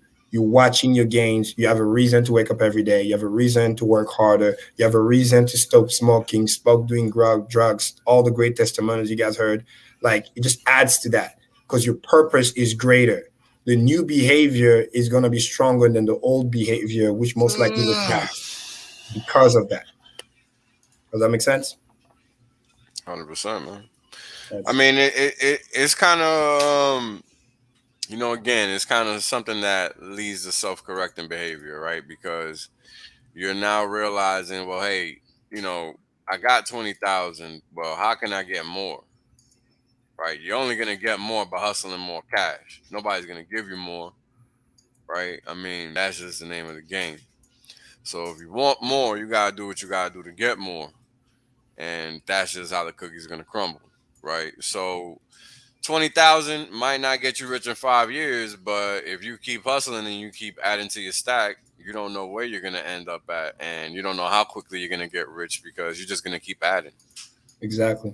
Especially with Pulse Chain coming, when the fee is going to be low. So you're going to be able to accumulate more hex faster because you pay less in fees. So look forward to that. Things about to be on steroids, so to speak. Even us buying, we have to deal with those crazy fees. Just imagine, Manny, what was the number way back when? Richard briefly mentioned it. That was a long time ago. Like how much we were just spending in fees as a community, and that the smart contract was a crazy number. Like thousands of dollars. Yeah. And that was like 6 months ago, right? Yeah. Imagine now with the volume that we're doing, like millions of whatever dollar per day. Like just imagine that on Pulse Chain, or thanks to Pulse Chain, we get 2, and then now the fees are low on either side. So just overall lower fees is gonna just be an extra, jet fuel, because the money won't be wasted, or basically, for lack of a better word, stolen by the miners. It is what it is. So we can make that 25K becomes a buying pressure because it's not being wasted on garbage fees. What's the point of having a world computer if the price of using it keeps changing and going up so much? Yeah, right? Question. I mean, the cost to humanity is greater than just $50,000 a day, or just the total number of fees that are paid to the miners. Like, they're holding back technological progress. They're holding back democratization of finance, technology moving forward. And that's disgusting to me. It's the wrong game. Maybe we had to emerge from the primordial ooze of DeFi to freaking advance ourselves, into the next century, into the next 15 years even. But Hexicans we're projecting ourselves into the future materially, right? And no other crypto is doing that. These other cryptos, they're getting their game theory confused. They're switching up their narrative because they already ran out of users who wanted a world computer, right? That had a blank check attached to it, right? To be able to use it. And now they're switching up to, oh yeah, we're a store of value. Well, once you start attracting people who think you need to tap to the new pocket money because they ran out of money on that price. If you don't hold your value and you make the computer cheap enough to use. So it's just, Pulse Chain makes so much sense. Even Bitcoin OGs and people who hate Hex are loving it. They're simping for it. They're, they're sacrificing for points that aren't even that much. So shout out to you, people who understand what's coming and are excited about it from a tech perspective, because as much as that became a meme, you know, like there are people out there who have no money and who have a lot of money who care about technology. And it's an inside joke. And it's funny if you're in a casino talking about this technology, but when you're in the first real cryptocurrency that ever existed, about to give birth in this community to the second crypto that ever existed, I think it's time. Yeah. I think it's time to talk about the tech. Maybe it is a tech this time, right? Yeah, right. Maybe.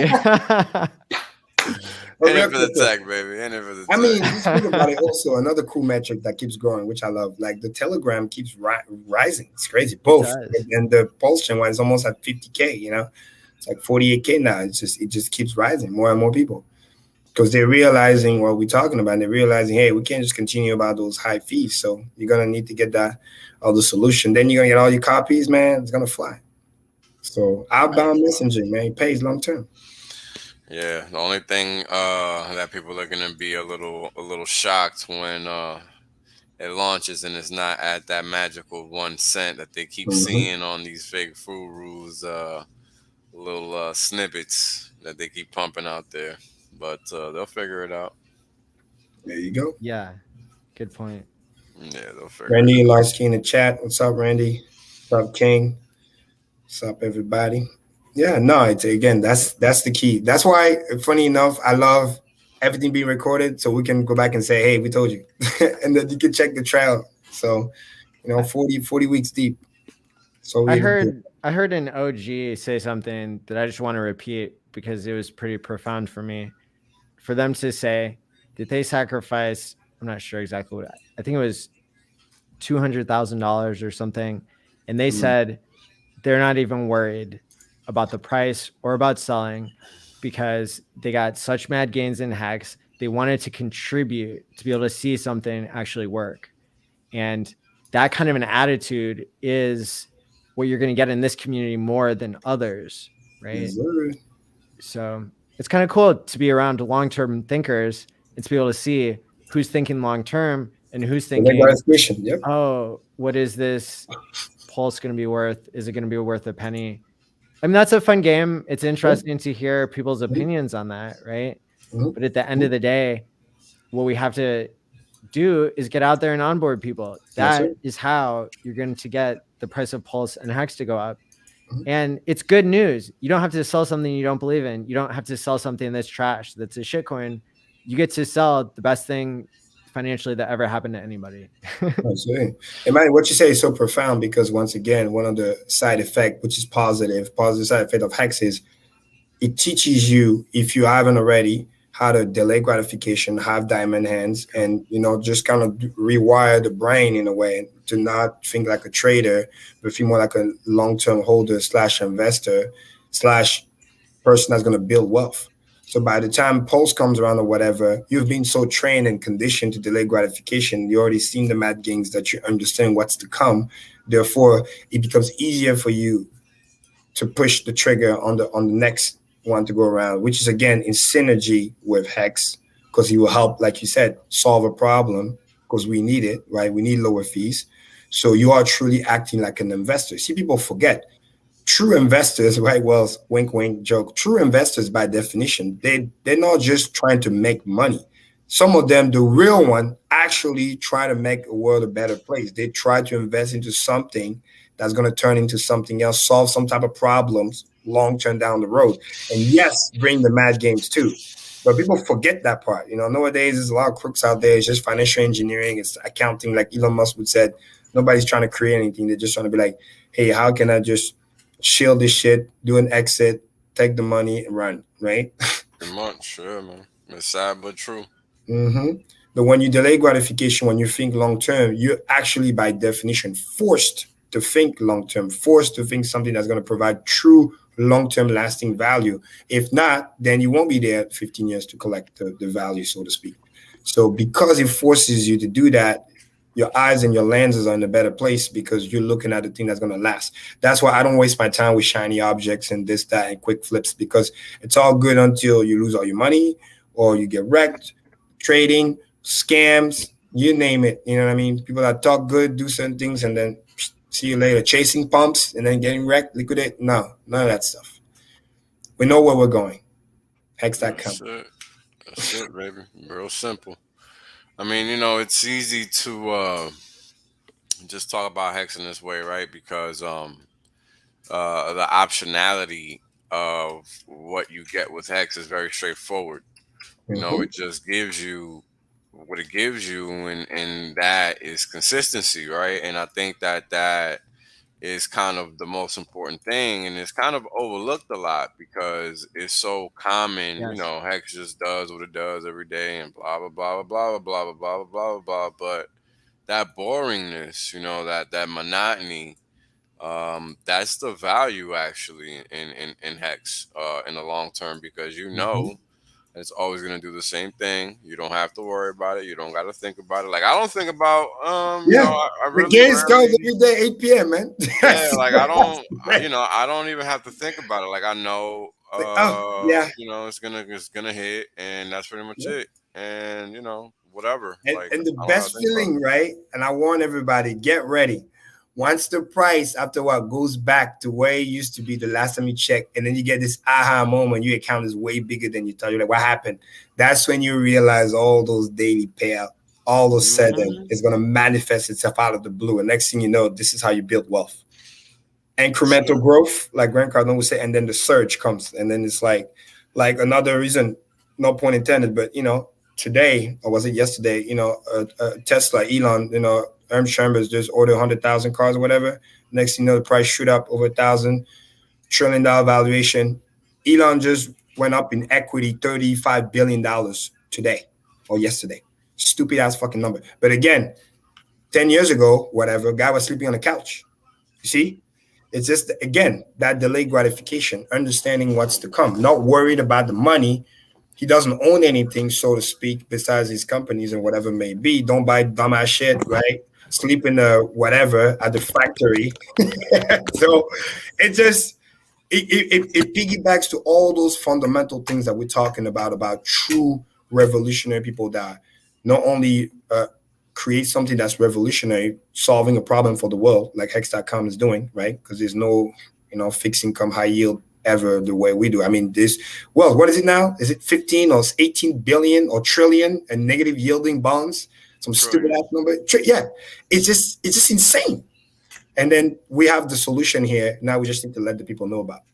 So you got that going on. Plus, people are experiencing already the wealth building effects because it happens literally every day. And then now all you got to do is, again, time in the market.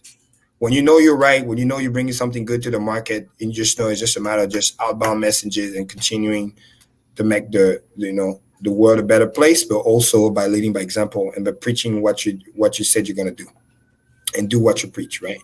Once you do that, then another day you get that random orders, and then boom, Elon Musk net worth goes up $35 billion one day.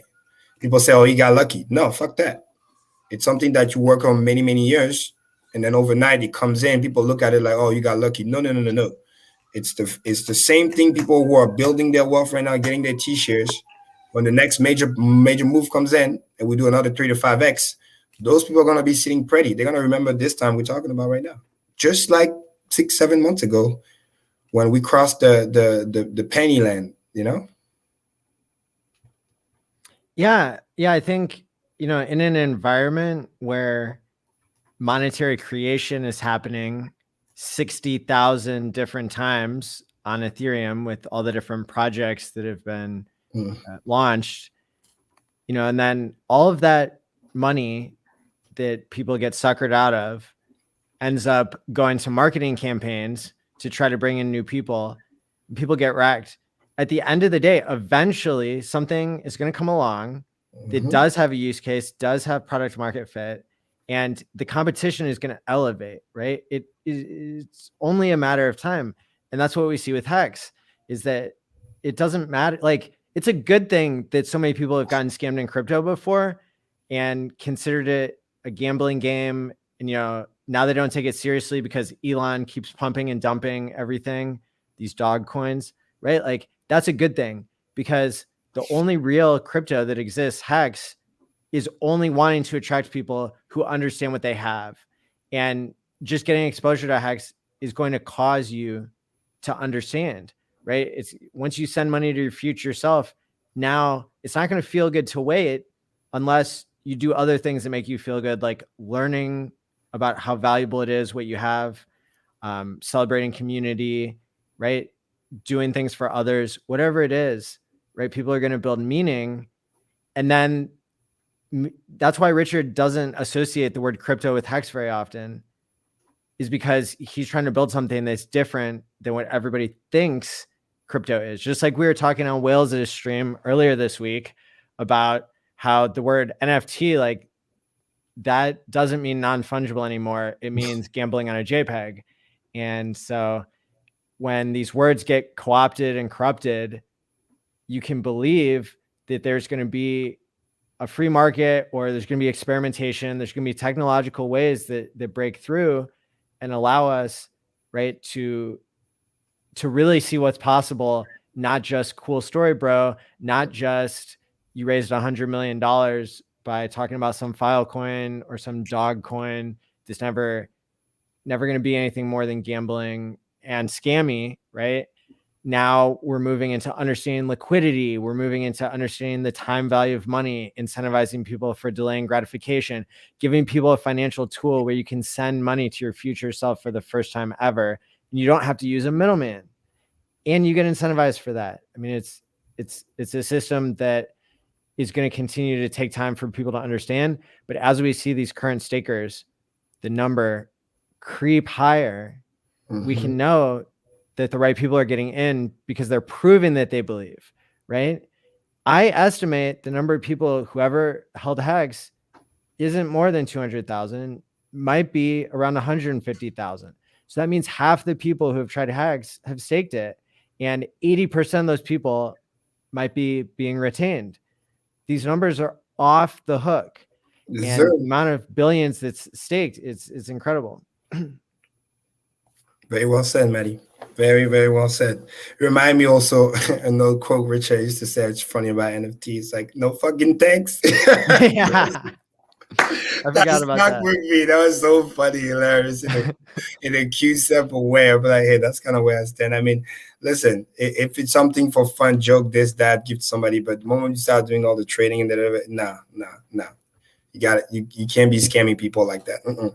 It's all fun when you're the one selling it. It's not cool when you're the one buying, and then the shit goes to zero. So just, but yeah, that definition that he had at the time, that stuck with me, man. It's so funny. No fucking thanks. Oh boy. Give me after he said that, I streamed with him and pitched him the idea of doing this whole, like rewarding through social capital with an NFT as a way to have a badge, right? Hex badges was my idea for a way that we could, incentivize people to be doing the behaviors that are going to benefit them the most in the future. Starting off with, have you done a Quattro Cinco stake? Here's a special badge you can buy that's, $10 or $20. And very important, the cost of launching the contract. Now I see a much brighter future for contingency management in Hex. But I don't talk about it being related to NFTs anymore because NFTs have been corrupted into, again, just the same thing as crypto, a joke to most people who are serious or people who are innovating. They're going to end up taking the gambling approach or taking the scammy approach because it's so much easier to tell a cool story and put all your money into marketing and then rug pull at the end of the day. Like, there's a reason why that's the most common type of crypto, which still should make you consider how much different Hex is and why people don't get it yet and why people will. Amen. I mean, what's worth mentioning too that you were planning on doing, which I think is important to notice, is that you were also saying, because that's what we were worried about, that you will make it non-tradable. I think that's the biggest thing. That's what a lot of people miss in the translation. They're not inherently bad. We joke about this and that, but it's just because it's so over abused in a negative way, like you were saying, turning into this gambler degenerate type system, that's why it's like, we just got to stay away. But if it's locked in where it cannot be turned into a trading game and you really are incentivizing the right behavior and then you get bragging rights, literally it's like winning a medal, literally what it is. You don't see Olympians going, I mean, for the most part, going trying to, hey, let me trade my gold medal. Like, no, that's my fucking gold medal. I won. That means something to me. It doesn't matter how much money you give it. It's my gold medal. I have it. Go ask Michael Phelps and then be like, hey, let me buy you a gold medal. No, he's gonna be like, the fuck you. No, it's the same thing. So not incentivizing and turning stuff into like Loot Creeks and gamblings, addictions, and all this other stuff. So that's the key. So I want to. The legacy financial system loves co-opting technology, making people think that they tried it, and then people are more resistant to trying it in its real form. For example, electronic cigarettes had a lot of potential to help people at least cut down on as much of the lung damage that happens on average with smoking tobacco. But the tobacco companies figured that out. They bought a cheap electronic cigarette manufacturing company that they knew didn't work, and they flooded gas station markets with a $10 e-cigarette that people would try, and it wouldn't work. So why would they ever try a $30 one that does work, right? So you cut off the market before it begins, right? This is part of creating a monopoly and protecting your rent seeking and your, incentivizing the worst behaviors in people, like gambling and not thinking critically, and all these things that these psychopathic companies are doing. Well, look at what they're trying to do with crypto. Look at what they're trying to do with NFTs. They're not going to be able to do that with Hex, because Hexicans are going to keep telling the truth, and the rug pull, it's not going to happen. I just found out about Overwatch's $1 million challenge. To anybody who thinks Hex is going to get rug pulled, you can take the bet. And I've seen a lot of Hexicans broadcasting that on Twitter when people talk shit about Hex.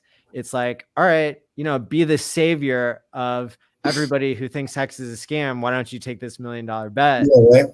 You're gonna understand what we mean by on-demand liquidity. You're gonna see stuff that you never thought was possible. And then we're like, thank you, see you later. Thanks for the dip. Bye. Like, come on now.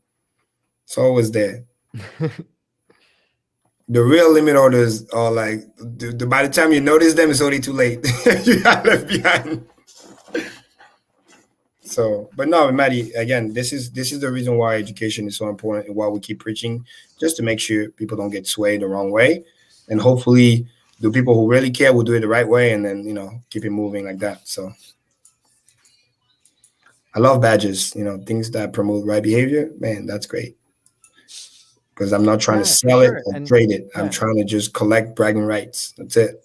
And by the way that I did that, I think, is instead of launching directly on OpenSea, I think I routed it through Rarible, which one of those two has a setting where you can say how much of the money of a resale comes back to the original creator. And by critical and creative thinking, I realized if I set that at 100, it would make the incentive for people to not trade it or try not sell it for more than they bought it for, because they would get 0% of what they're selling it for. So you can gift it to yourself for free, right? If you're paying the safe transfer fee on the Ethereum blockchain or on Pulse, once you get a free copy of your Hex badges on Pulse. But it's, we've had to hold off on things like this, right? Even when we have a solution to the gambling side and creating false digital scarcity that then people are going to day trade, and you're taking away from the meaning of, we're trying to incentivize positive behaviors, not incentivize your gambling habit by trying to make something that's limited to incentivize people to get the, get the badge of honor, to get the proof that they were early, right? And so that's really cool that we'll be able to do more. There might be, special events in the future, parties that might say, hey, you want to come in here and show your badge? Who knows? That's right. Who knows? Somebody might decide to do something like that. Who knows? So again, stuff that are not for sale, my devotion to my community is not for sale, period. And the people that, delay gratification, that do what they said they're going to do. So to me, that it's invaluable to some extent. It shows that you have, once again, validity, that you're a person of integrity. So do what you're going to say and say what you're going to do. They're interchangeable. So yeah, Wells, go ahead. I was just gonna say, you kind of got to realize that a lot of the things that you think are normal, you know what I mean, are not. So what that leads is to just a lot of misinformation, right? And a lot of misinformation is what causes people to make the wrong decisions, and that's kind of why we got to have all of this repetitiveness, right? Even on these streams, we got to have this repetitiveness because a lot of the times people are just operating from a point of misinformation. And you know, we always have to repeat ourselves and say the same things over and over, blah blah blah. But you know, it's for a good reason because a lot of people need to hear this stuff over and over. And you know, it sucks, but it has to be done. And we know we can't save everybody, but at least we can try. We can try, yep, and we sleep better at night. So we know we're out there. We got the streams to prove it, and more. I have an example too of something that's like as complex, maybe as Hex, which is like maybe medium complexity when we don't give somebody information overload, but when we spread it out, the education over like many days and people hear the repetition. So when I took my 7th college statistics course, they told me something that if they had told me at the beginning, right, one fact, then I would have been able to organize all the information and become a mathematical super genius instead of somebody who thought that he didn't really understand statistics very well. Well, I was not given the basic information that all of statistics is just fitting X to Y, right? So even when you do nonlinear mixed regression modeling, right, mixed effects modeling and stuff, you're just adding on to the correlation that you're drawing between X and Y, and then whatever else you're adding onto the equation. So if I had been told that, I would have been able to organize all the information after that, right? And so I understand when people, you know, try to jump into Quant Gang or try to jump into the Hex community and they're educating themselves, they're going to wait for that information to come back around, or they're going to go seek out those evergreen videos that explain things, and then they're going to be able to grow their understanding and really become experts themselves, to be able to onboard other people, to be able to really know what you have. Bang, bang. Absolutely. Yes, and this is the best way to learn. Once again, that's why I said many times, repetition is the mother of all skill. There's nothing that, even muscle memory, that you didn't truly learn without, you know, having to repeat a couple of times, right? Even when you do math, that's what they give you problems to solve, right? The narrative could be a little different, but the computation is about the same. And then once you figure it out, once you get the muscle memory, you can solve any of those type of problems. Variables can change, but you got the main point, the main idea, and you're teaching how to solve the thing. So same thing why you want to learn logic first, then computation, so you get the main idea, all via repetition. And that is literally why it's so important. And over time, even when we're not here, I mean us, you know, on stream, the community get that, and they're the one also spreading the word and spreading the repetition and teaching their people too. So it kind of brings that network effect like that, which I like a lot. So that's awesome. Let's see. All right, people in the chat, let's see if you guys got some questions before we're about to go into chart mode. So yeah, I'm ready if you guys are. Yeah, I know you are. Oh, okay. Well, then let's run it. Well, let's run it. All right, let's do it. Give me a second. Let me just get the screen up.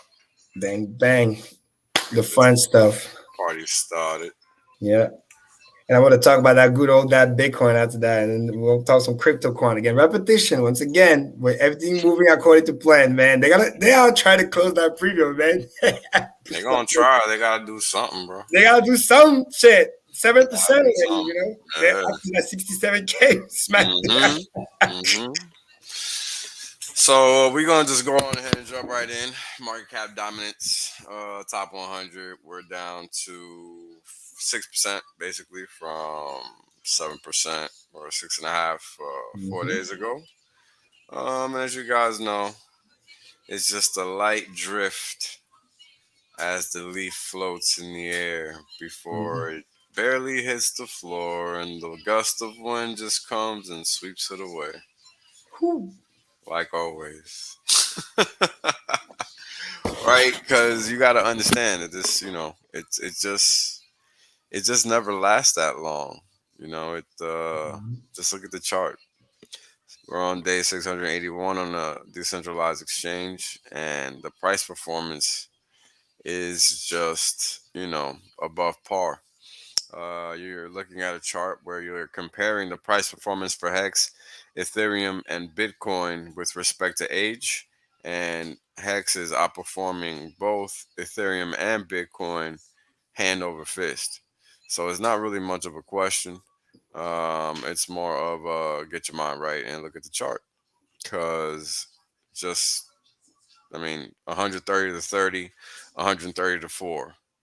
What's the conversation that we're having here? It's not much. Game over. Yeah, and these are the least gambled on compared to other coins, right? Yep, correct. So yeah, I think so. Hex is not on any centralized exchanges whatsoever. Like, I think it's on Bitmart, and that's like it. Yeah, and then hate BTC, but that's volume is not really. Yeah, that's the big one. No, the quantity of volume is primarily on Uniswap, and that's exactly, which is all we really care about. But somebody tweeted today about the Coinbase thing, whatever, for the wallet thing, allowing to buy from their Coinbase wallet, whatever, maybe. So that's nobody cares about a free Coinbase anything, bro. Like, hey, I don't even use Coinbase, but hey, listen, it is what it is.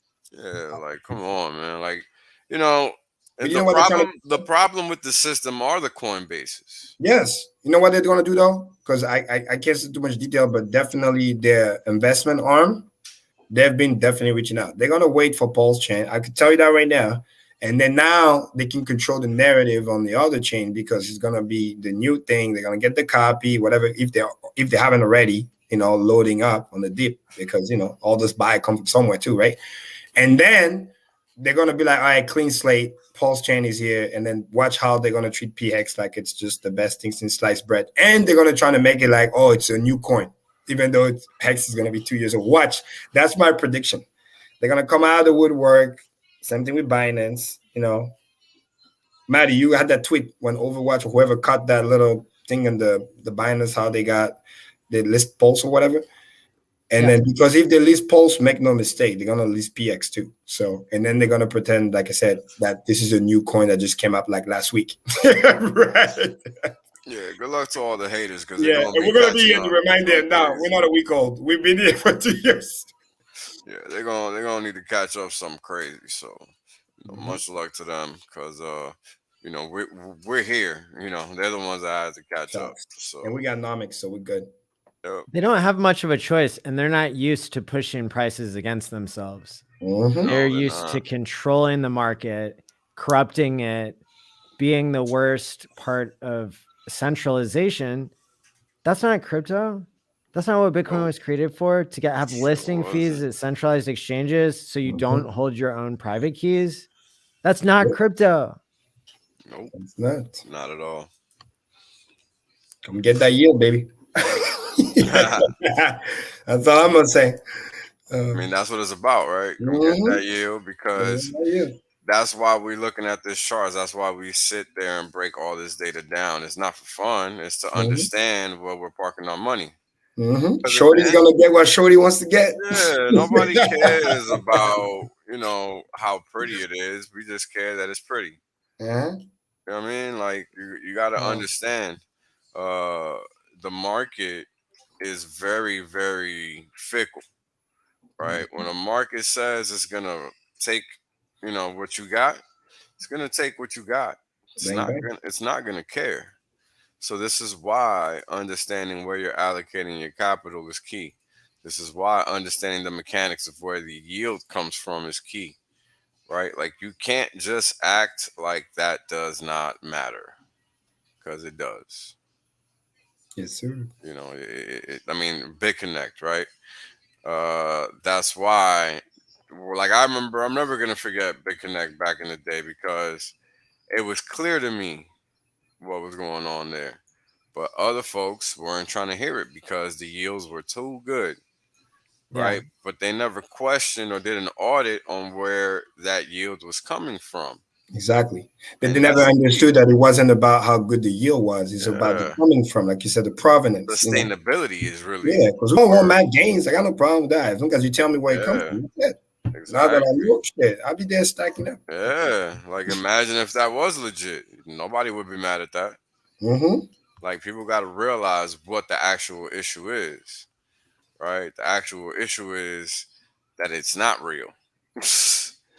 You need it to be real. That's why we need to be decentralized. That's why we need on-chain activity. No bullshit, no spoofing, no scam week garbage like, the Binance US, the scam to 8K. Have we talked about that yet? Oh, How we hit target? I forgot about We're that. To 10K. Wow. It's been a busy week. I know it's been a busy week. It's crazy. But just like no jokes aside, you know how many people got liquidated on that week? That's crazy. Oh, yeah. All kinds of stop loss got triggered. 8,000. Can you believe that? 8,200 some shit. Like what? But that's what happens, bro. That's what they get for keeping the money on these bullshit exchanges. Mm-hmm. And the crazy part is it happens so quick though. That's why it's a scam week. It's so quick. It could just be a 10, 15 minute candle in and out. Quick cleanup crew. Come in. It was a cleanup crew, wasn't it? Literally. There's because how exactly it hit that thing? Like you ask yourself, why exactly 8,200? Why is that? Well, cleanup crew, in-house job. They know where everybody stop is at. Like, all right, cool. This thing might go up higher, but we don't want those guys to make too many gains. So let's just wick them all the way to the common denominator, all the way down there. And then now, you know what happens? Niggas come back again with new leverage, and then the market gets over leveraged. They track the data. What did they do? The moment Bitcoin went to 67K, they dropped that thing. $1 billion liquidated. Thank you very much. Shout out to hexmerch.com. I just got me some hoodies. Hey. Just got me some hoodies, man. Random. Mad random, but it's winter time over here, so figured I'd get ready. Hell yeah. Yeah. Keep going. Yeah. Oh, yeah, I forgot. So, see, this is what happens when you're not focused. Got to maintain focus, folks. This is what happens. So, post big payday chart, 343 days out. And, again, 5 to 2, 5 to 0.7, and 5 to 0.4. Right? Like, there's just not much competition here. I mean, we're lagging, and this is the performance that we're showing. Because we're so ahead. Right? Like you got to understand how particles move through time. They don't just go in a straight line. There's ebbs and flows, just like you're seeing on this chart.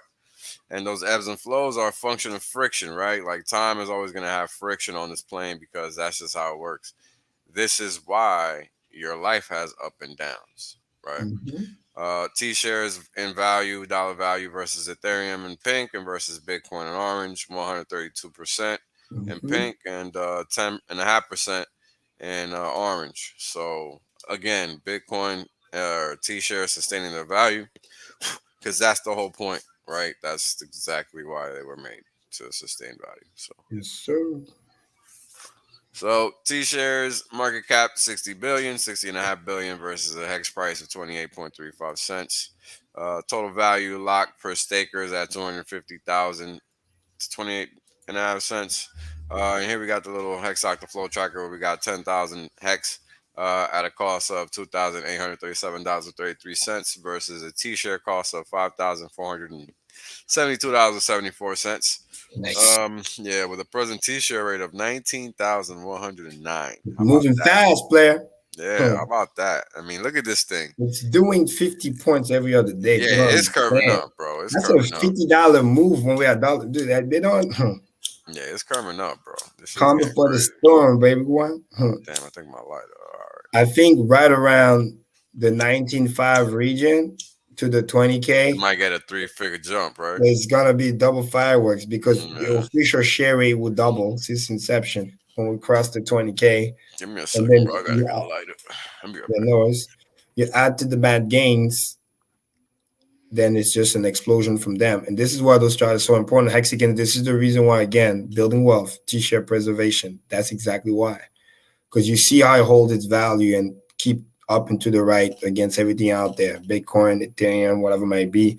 Not only the return in dollar term is much higher by a factor of multiples, but also even in hex term, because you get to see, obviously, the yield that you're getting on top and also maintaining the T shares, so which is becoming more and more expensive as the price go higher and higher. So protect that, protect your wealth. That's the key. Shout out to Melv Tony with the stats for the past 90 days. Appreciate you. That's awesome. But yeah, preserve value. Get your daily payout.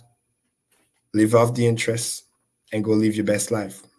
Easy peasy. I will never stop repeating that because it's so important and it's easy to do. But remember, what's easy to do is also easy not to do. Therefore, you must have that repetition. There you go. There you go. Don't worry, Marco. I got you. I'll go after Wells. You bet. You bet. It's gonna be some DMI action too. So factor is definitely there. Hold on. Shoot. All right. I think I'm good now. Mm-hmm. All right. So APY 37%, 37.5. Been a while.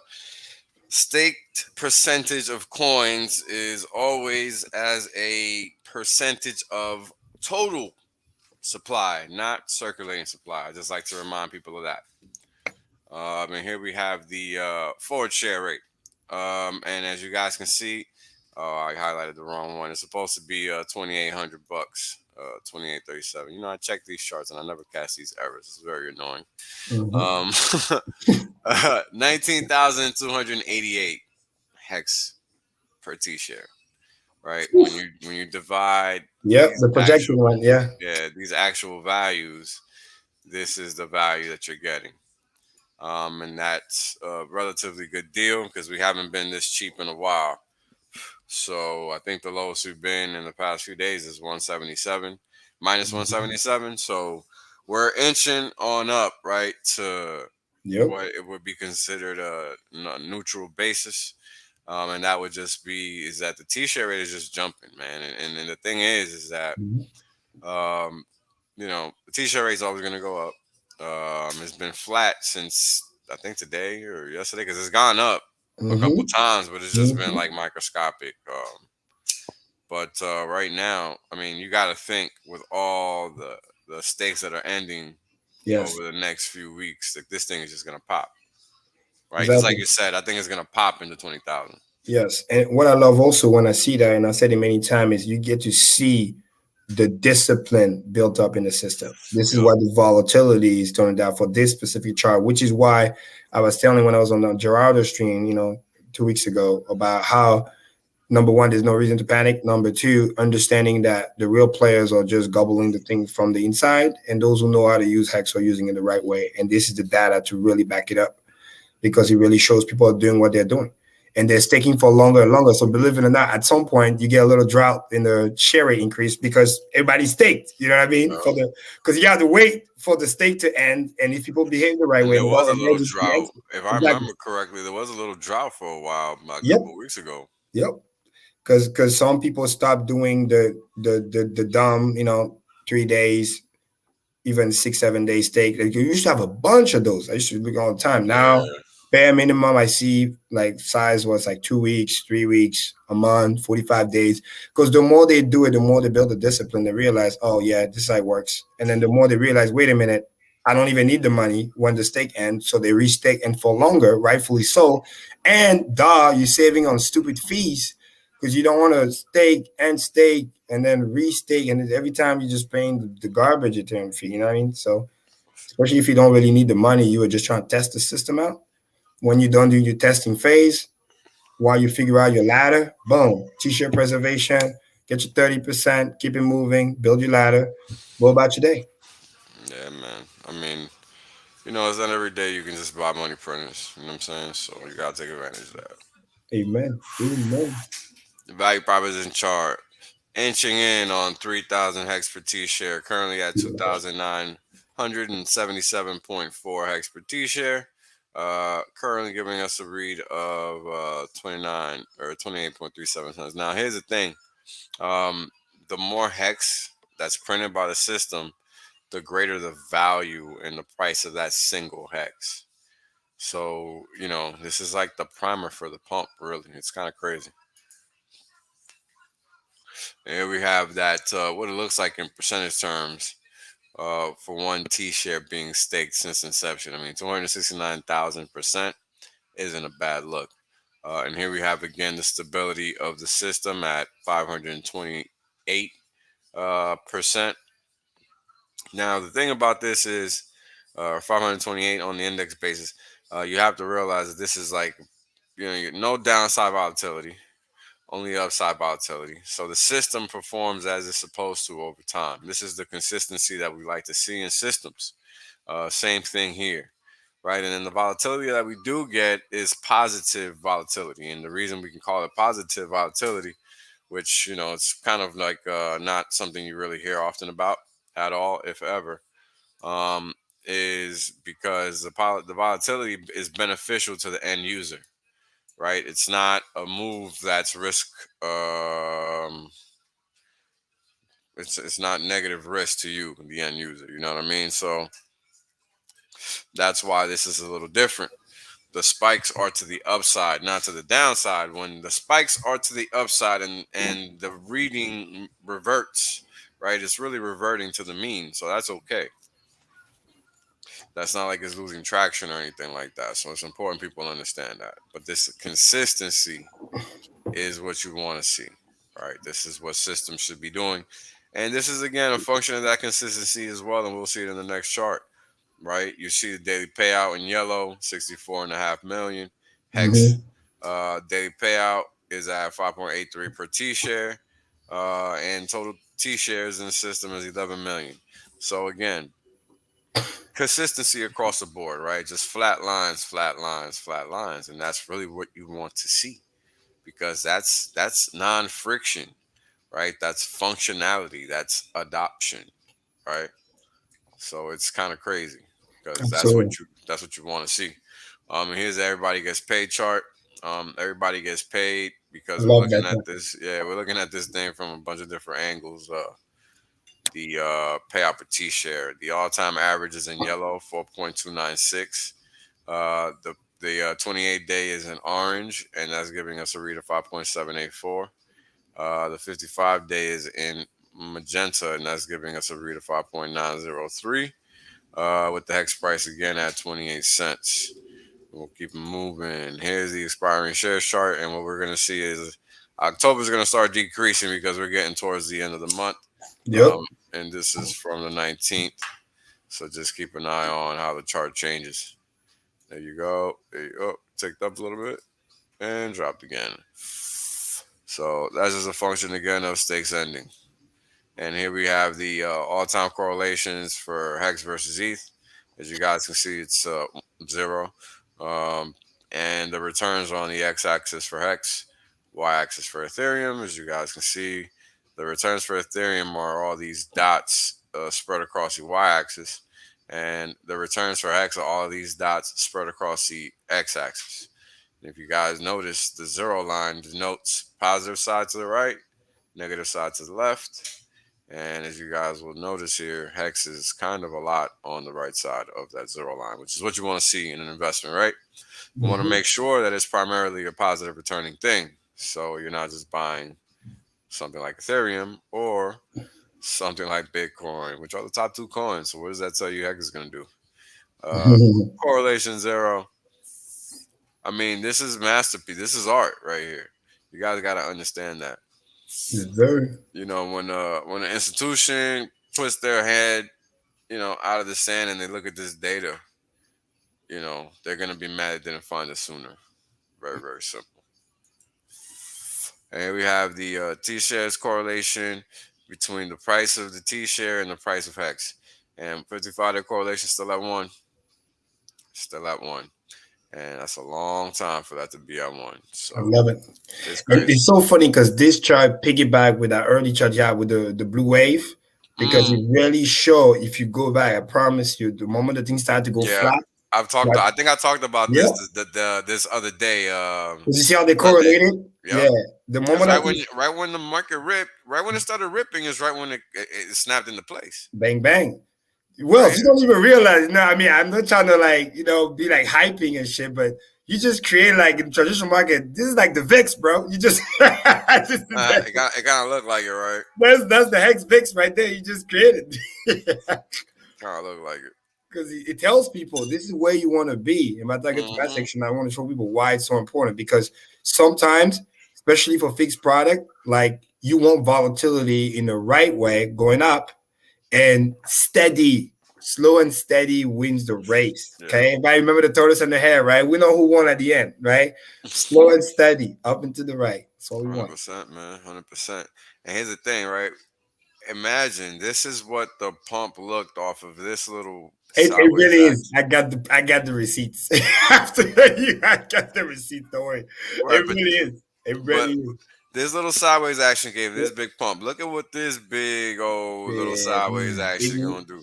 Imagine what this next pump gonna look like. If you were going back to that phase just before, like just after the big payday, that little arcing that you're seeing, that's basically that. Go back on that. I don't know if you can see the long-term chart, but yeah. Oh, wait. That little, the kind of like, not this one, the next one. Right? No. Oh, you meant on the chart. On the chart, sorry. My bad. That little, yeah, right around here.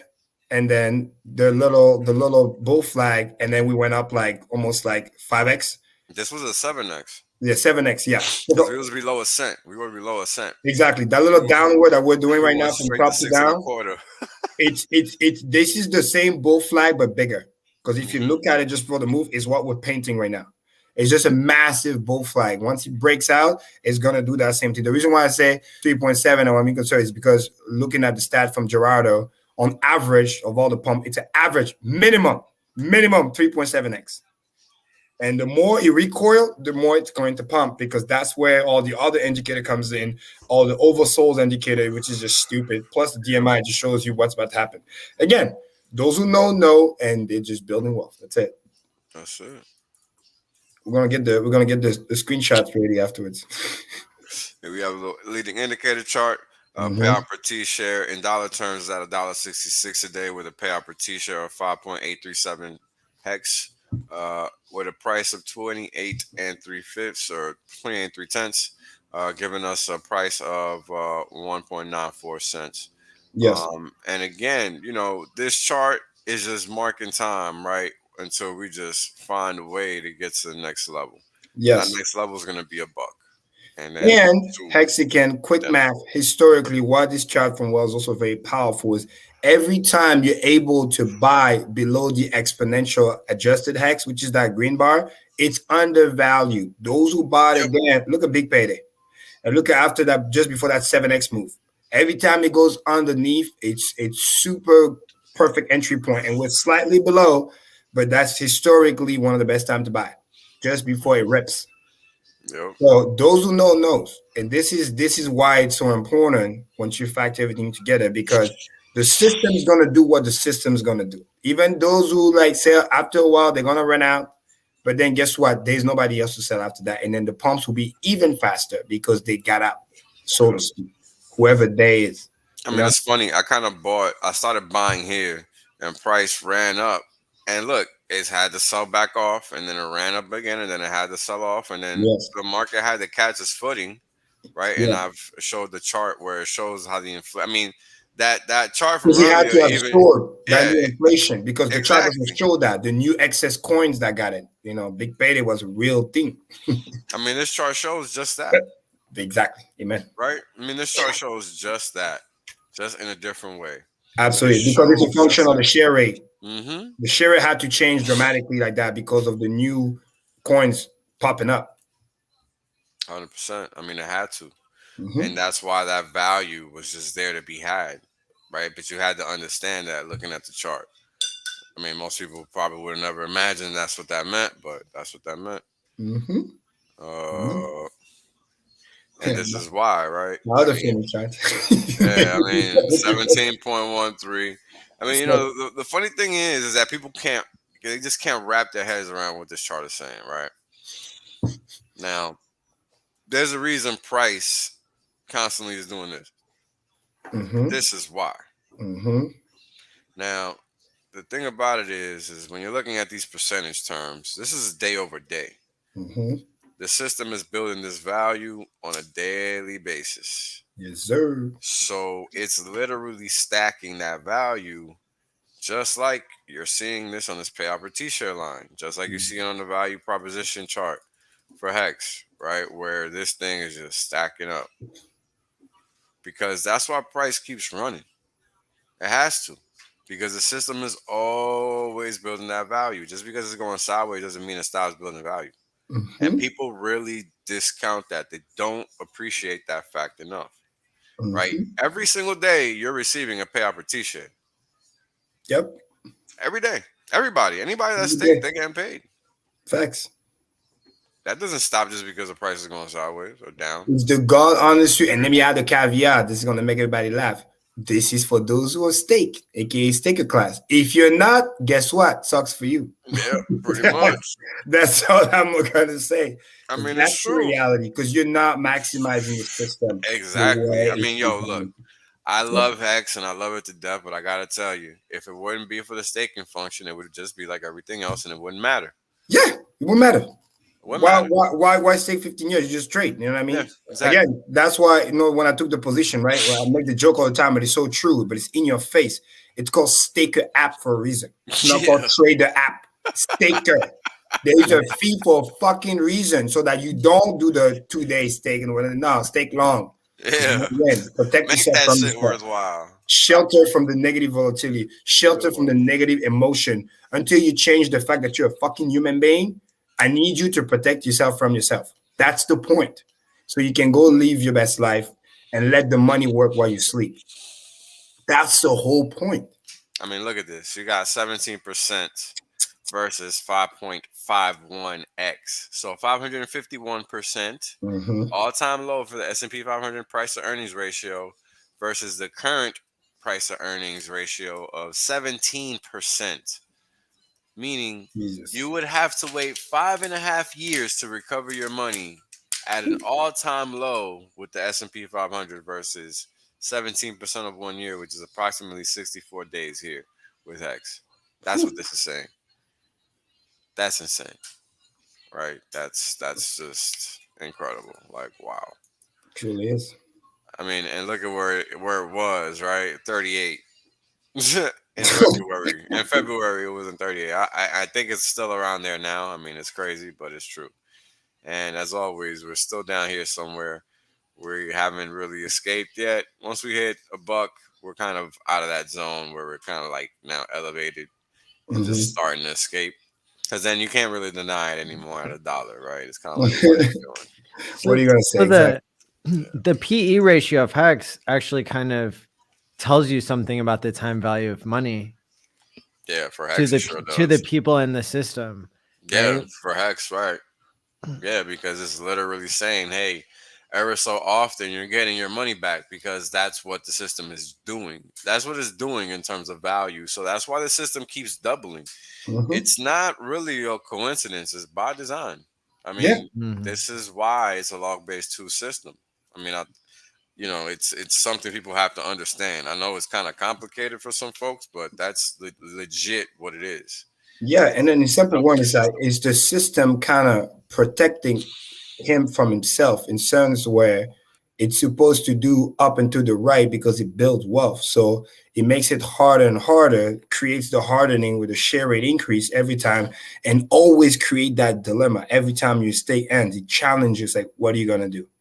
Restake or take your gains? One way or another, I'm going to push the share rate to force you to either you do the right behavior and you're back in position, or you don't, and that's okay. Cash your chips, but then never to be seen again in terms of wherever that position, because you would lose the economic mass required for you to restake, to readjust for the share rate increase that just happened. Make sense? So, and even over time, because it only goes up unless you never take any principle, any of the principle out, but you will always end up, no matter what, having to restake for longer if you want to maintain your same number of T-share, let alone your position in the pool. And this is a beautiful design to protect the premise about building wealth, delaying gratification, and taking off the interest. Because if you only take the interest and you never sell the principal, no matter what, as you restake longer, you will always remain in position. And once you master that, price, once again, is irrelevant. That's the ultimate bliss. That I'm saying this for the new people watching. I mean, I never heard this because they need that repetition. So you're living stress free. You're no longer worried about price because everything literally is pure profit because you're only taking the interest, which is the profit. You're not trying to game yourself. You're get yourself the yield exactly. Yeah. So, we're gonna start switching up the terminology just to make sure that everybody understands that we're talking about reward because sometimes I think the inflation that the system generates. Because a lot of people will confuse interest with usury. You know, so just for that reason, we want to make sure. I was about to say that. I'm about to be in Dubai, so I gotta make sure. Yeah, exactly. Especially you. Yeah, that's true. I was about to say reward, but rewards, yields. Yeah, but that's why I don't use interest. Definitely. Right. Don't want to use only interest on stream, because, obviously. Over there, I'm letting out the reward. Yield, yield is yield is a good word to use. But again, it's just understanding exactly what Karim's saying, right? Like, what's the purpose, right? What is the purpose? You gotta really understand the long-term game, exactly. Yeah, you gotta understand, right? Because we're coming on the streams when we say quant game, we always warn you macro. Right? Playing chess, not checkers. We're telling you what's about to happen 2-3 months later, 6 months later, and then it happens. People are like, "Oh my god, what the hell?" Because we're not worried about, hey, what about tomorrow, next week, this, that. We're not degens here. So once you understand that long term, it gives you the peace of mind that you need to build. I mean, again, it's about time, right? Like, you got this total holders chart, and I like to show total holders because it doesn't show the whole picture, right? Now I'm thinking about what I'm gonna do is I'm gonna play with this data, and damn, maybe I should do it now real quick while we talk about it. And what I'm gonna do is I'm gonna show current holders divided by total holders, right? And the reason for that is the ratio. The reason for that is because we want to see, like, that's a function of retention, right? Also. And it's a function of people that come across Hex and either understand it or don't, and a lot of people aren't going to understand it simply because they just don't want to, or they don't seek out the education, or maybe it went sideways for a month and they got mad and that was enough.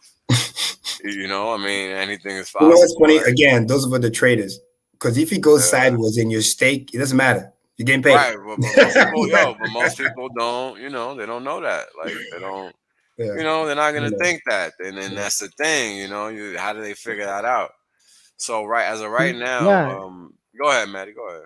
Can you imagine after 2 years, only 1 in 5 people is playing that short of a game that they're not still staked, right?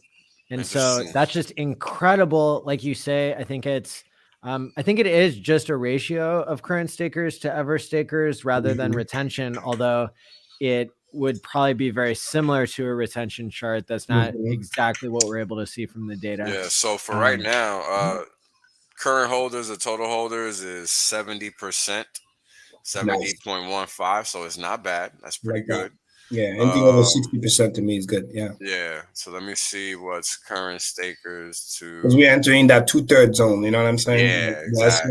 I call it a little bit above. Majority, and that's a good amount above. What do you call it? Above 666. Just kidding. Nah. The standard deviation. Just one standard deviation. Super majority. We're running the show. Stake it class. We know what time it is. Yeah, so we run Hex. We run Hex. Stakers to total stakers is 81%, so even higher. Nice. Right? Yes, that's the number I calculated last night and was just so astonished with. Right, that we have such a high percentage of people who have tried sending money to their future self and they're still doing it. Dead ass. That's a lower velocity of money, and that's what gives money. When it's adopted, that's what gives it the store of value prize. The function, right, is based on slowing down your money. So when you send money to your future self, you make sure that it can't be traded every day. And that literally is what stores value over time. Absolutely. Speaking of which, when you said slowing the velocity of money, which is absolutely correct. One of my favorite stat, on Staker app is staking average over there is 10+ years. I mean, people that understand the value, again, dream account. So, and growing. So that's amazing. So people taking action. So wow. You don't see it until again, incremental growth. And then one day you wake up, the massive, so people are going to be like, Wells, why is the price going up? What happened? Yeah, and I'm going to just be like, well, I told you. Didn't you listen when we were putting the jet fuel in the fucking tank? And that's the thing. It ain't even just me. It's a whole bunch of people. It's Karim, it's Maddie, it's Gerardo, it's Jenkins, it's whoever. Right? Everybody has the same message. Like, toe the line on that one, because you're going to get left behind if you don't. Ain't nobody going to help you, because you're going to just be asked out. I mean, get these cookies while they're hot, because they're not going to last forever. Yeah, so, well said. Was that the last night? Oh. Nah, we got a bunch more, bro. This is just total holders versus the price of Hex, and right now we're right below. So it looks like we're gonna probably play catch up once again. Yeah, undervalued, man. Again, get that money. Yeah, I'm buying for sure. So. Yeah, well, shit, I'm waiting. I'm waiting for that fiat to hit, baby, like a fiend. I'm like, come on, hurry up. Big payday, Look at this. Yeah. Look at that dip just before the Godwell pump. You see that little kind of fake out. See you later. Yeah. So what's going on here? So this is current stakers versus the price of Hex, and we're hovering right on it right now. So it could get interesting because we haven't really gotten this close to it in a long time. So, but I got some new charts. Haven't really shown them before, so let's go through them. This is current stakers versus current holders, and we're at 26%, 26.3% of the current stakers, or of the current holders are current stakers. So that's what this chart is showing. Look at how that's been going up, even though there's an airdrop that throws so much noise into diluting how many people are really staking who actively are getting Hex for themselves instead of just getting 2 Hex airdrop to them. And that's a powerful function of adoption, just like the chart below, because it's rising fast. Price doing what it's doing, but the number of heads is increasing at a fast pace. People buying the dip, so to speak, and staking. We get new people too. Yeah. Wow, that's impressive. Yeah, I mean, it's kind of, I don't know. I think it's a very important stat, right? Because it just shows the growth in the staker class, which is pretty important because that's what's going to support the price over time. Yep. By tomorrow or Thursday, the latest, we're gonna cross 70K. Easy, stakers. Yeah, we are. Yeah, we are, and that's the thing. I mean, with that, the staking duration also increases, and all of these other things, that are just beneficial to the price, right? And that's all we're trying to achieve here is find ways to increase that store of value so that we can only sell the interest or less. Right? I mean, nobody really wants to sell their money makers. I know I don't. Right? Like, who wants to do that? And what's amazing about staking duration, people don't realize, is not only it's increasing, but it's increasing over time. Meaning, even though, because time don't stop for nobody, right? Days are passing through, stakes are ending, yet the average is getting higher and higher, which means more is coming back in and staking for longer to compensate the one that's coming out. So it's just amazing. It's just amazing to watch. So can we go back? Training is kicking in. Sure. So something happened here where it kind of reversed. So that might have been part of the airdrop or something, but I'm almost curious, if you ever get a chance to look at this, where you could take that line that starts going up slowly, where it starts going up, if you fit that to where the Hex price was and how that's going up, I think you'd get a much higher correlation. Just the whole from where it reversed, so it was going down from here to here, even further back. So here, there. Hey, Matty, that's definitely a function of the airdrop, because remember, it's a ratio. It's like all of a sudden we got a bunch of new people wallet or holding Hex but not staking, so that's why the ratio went like that. And then this is what I meant by earlier about the conversion. Now those wallets are converting into long-term, kind of like an opportunity in sales, right? You get a lead, you get an opportunity, and you close the deal, and then you get converted. So that's why the ratio is going up. And it's amazing because the ratio is going up at the same time the total head new account is also going up. So that's another good function. So we're converting at a faster pace than the new person's coming in. Does that make sense? That means the person in the system is also turning into a staker. Because staking makes Hex more rare, which makes the price go up. So there's a direct you're using the system connection, causal, and we don't get that a lot in data and in charts. And I suspect that maybe whoever did that airdrop, maybe somebody can correct me, but maybe they were trying to obscure, how good Hex is, or that was just an accidental side effect of what they were doing, where we'd actually be able to see this kind of like a pre-viral move. You do the airdrop, then the price go up 50x, 100x. People realize what they have. Oh crap, let me stake this thing. Kind of like a game theory, psychological. Hey, I didn't care about this thing. It's worth nothing. Now it's worth hundreds of dollars, maybe thousands of dollars, depending on who got what. Now all of a sudden you're paying attention. Yeah, it built reputation in the beginning. If you can look on Etherscan and see so many holders, but then it also gives this other hidden function of kind of obscuring people who come in later and wanting to look at the change in the total number of people. And it becomes a great metric when those people start to convert into stakers. Once the price has already gone parabolic, and there actually aren't 300,000 holders ever, it's more like 150, then that's really changing the numbers in a way that suggests what's happened already is more modest and is more incredible that Hex was designed so well that it was able to perform like this, even with so few people involved, because the people are being incentivized to buy more or trying it and liking it. They are finding utility customers and making it scarce. They're returning customers. They're people who are making the right choice from the beginning because they've been educated by the community and by themselves. And this is what gives Hex value. The chart here showing the more people who are staking, right? Then you're getting the price to earnings, and you're causing the price to go up.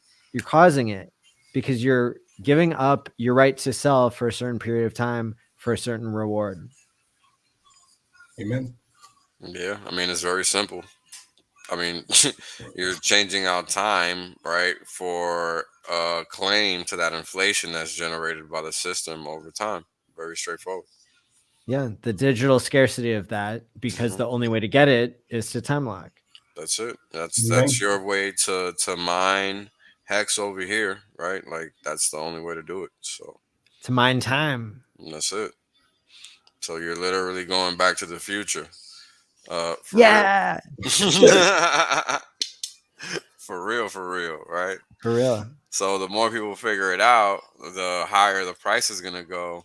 And that's just a beautiful thing because that's all gonna lead to less Hex being available. This is staked Hex per current staker, and as you guys can see, that number just keeps disappearing.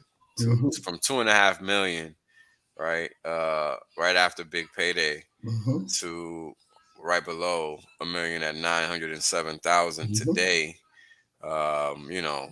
Great function that's adoption right there, man. And this is more Hex, more hands. Yeah, and look at how it's sped up after the dip, after the sideways and dip. It's sped up.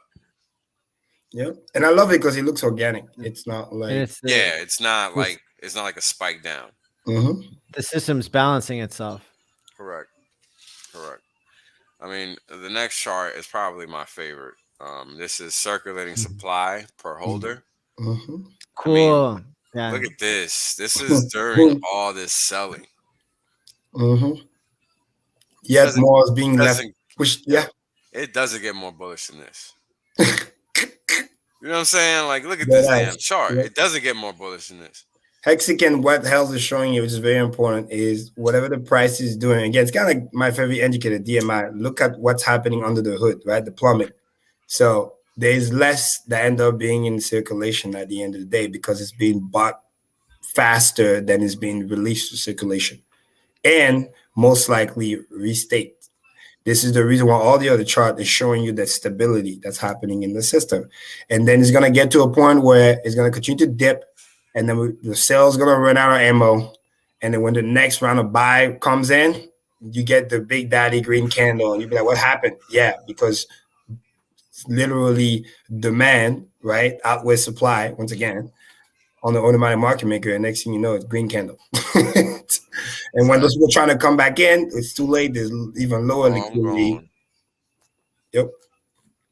And then I think another thing that's also super important when we're talking about the liquid hex, right, or the circulating hex compared to the number of people who are staked. The other thing would be what's on the AMA, or sorry, the AMM, the automated market maker, in terms of how much per, even if we take the smallest number per staker that still has stakes that are active.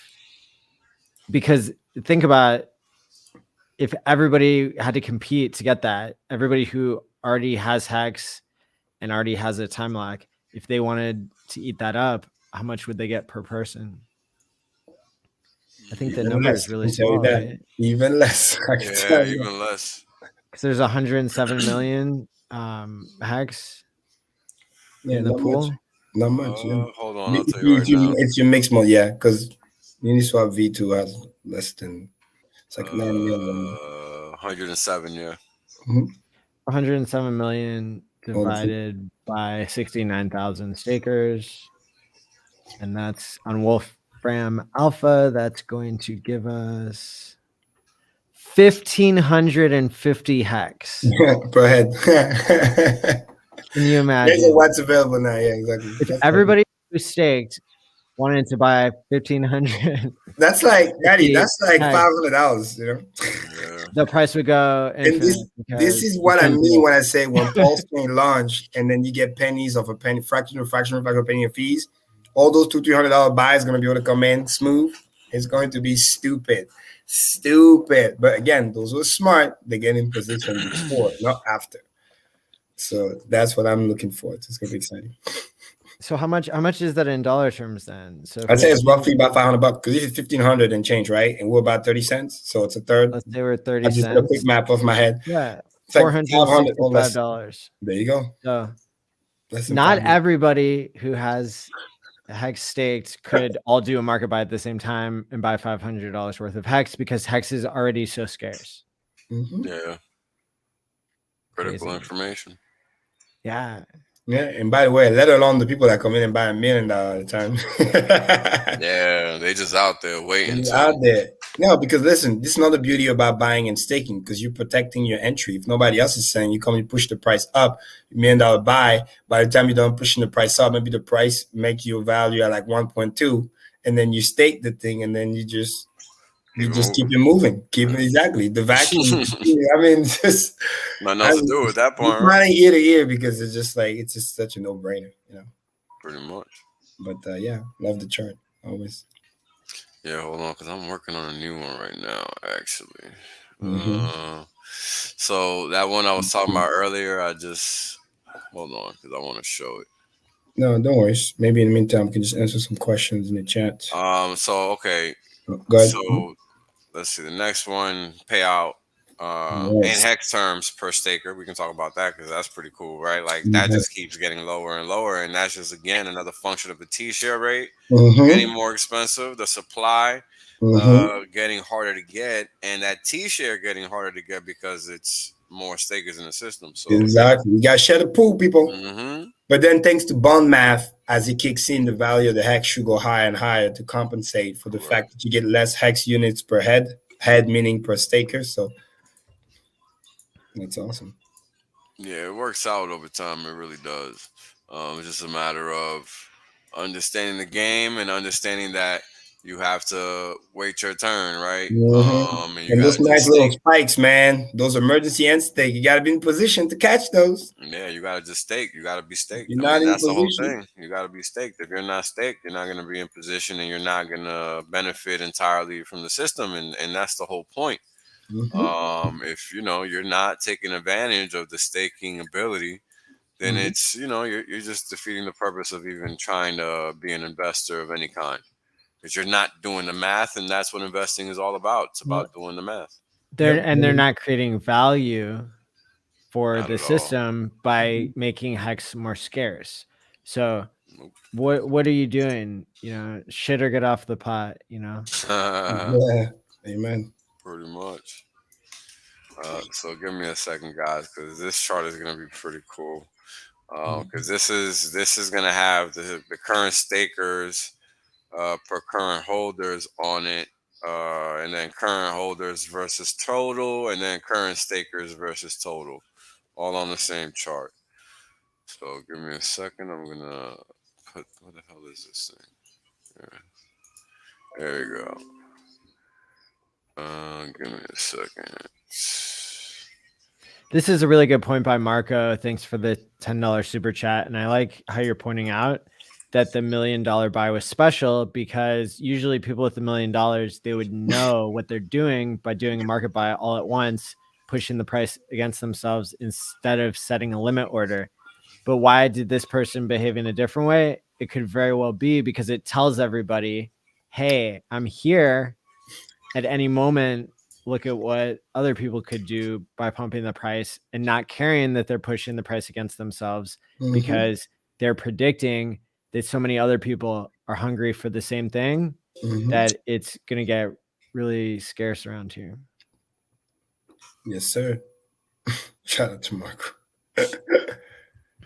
Right. So like when you have $1 million and you're buying hex and you can afford to get less hex, just because you want to show off, just because you want to make a point, like that's good territory to be in when people are kind of sacrificing for their own glory. Damn. Well, you just made a new chart live on stream, right? Yeah, man. Breaking news. 1 game 40. Well, I just got a new chart. Let's talk about it. Love it. Yeah, this is this is just some, you know, the current staker versus current holder is the yellow line. And then the orange line is just the current holders versus the total holders. So it's a form of retention, overall retention to some degree, if you want to look at it like that.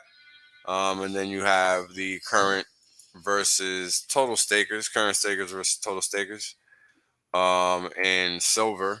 And we're at 81% there, and that's the number that Maddie was talking about earlier.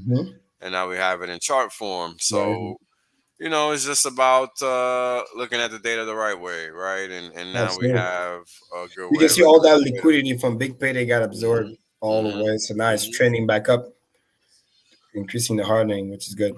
Yeah, I mean, it's kind of crazy when you look at the data like this, right? Like you can see how the supply was just floating around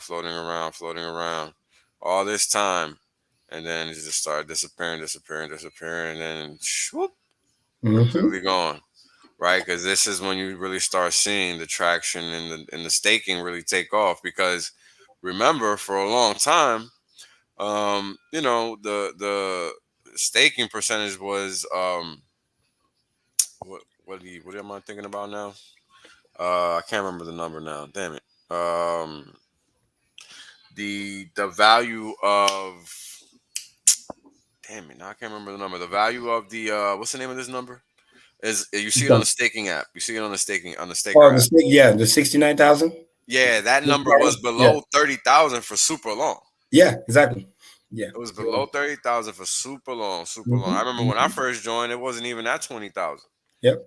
Because that was back in October. That was back in October. Well, less than 20K. Yep. Yeah, that was a year ago. So that was actually, I think as of today, I've actually been in Hex for a year, bro. Man, yeah. Happy anniversary. Yeah. Congrats, October 26th, man.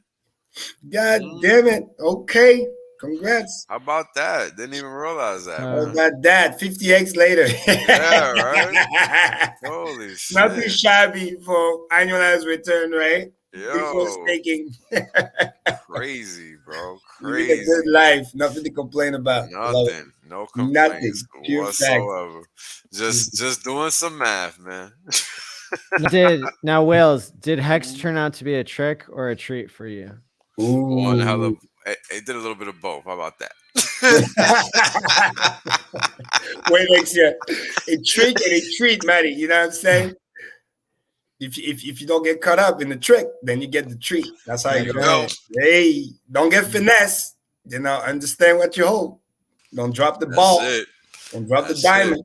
You know, I think it's common, right? When people, I know when I first found Hex, I approached it with the same degree of skepticism that most people approach things in the promise coin space, right? Because we're used to promise coin stuff. Mm-hmm. And I literally spent 60 days, you know, trying to poke holes in this thing before I even did a stream, right? Just talking about what Hex is and how it works and how crypto works and all of that. So by the time I even decided to do anything public, you know, I already kind of had a basic understanding of what this was. I just, you know, as we have recorded on stream, you know, had to figure out certain things about what was going on, right? Like why do we need to stake for so long? Why do we need to do this? Why? Because that's the question, right? Everybody says these things, but we needed to know why. And after we started having those conversations, man, is when we really started seeing the growth in the numbers and people understanding and this supreme level of education that most people have in this system. I mean, it's unparalleled. Like, you don't find this in any other community at all. And that's what sets us apart. And that's why we're better at everything that we do, because people here are ready to listen, apply, and, you know, listen, learn, and apply. Right. And I think that is what takes us to that next level. And that's why we have a 40x to speak of. Right. I mean, when I got in, it was actually half a cent. So I got an 80x to speak of. There you go. Light work. But really, it's 100x because we went up to 50 cents, but whatever. I don't care. Yeah, exactly. What's the difference, right? Hey, all I said is this, and that's before staking. Exactly. That's before staking. That's all I'm saying. That's what I'm going to say, you know. But again, this is where the blessing comes in. So, I mean, look, when I got into Hex, the current holders per total holders was here because I got in day 330. Right, so it wasn't looking too hot, right? And that number, it keeps getting smaller. So because it's a ratio, because we're growing at a faster pace, and that's why I was telling on Gerardo's stream where we need a little bit of time also to educate the new people, because we get a lot of influx of new people, but some of them, they're not educated, they haven't watched our stream. When you get 500-600 new heads a day, they're not watching these streams. There's no way.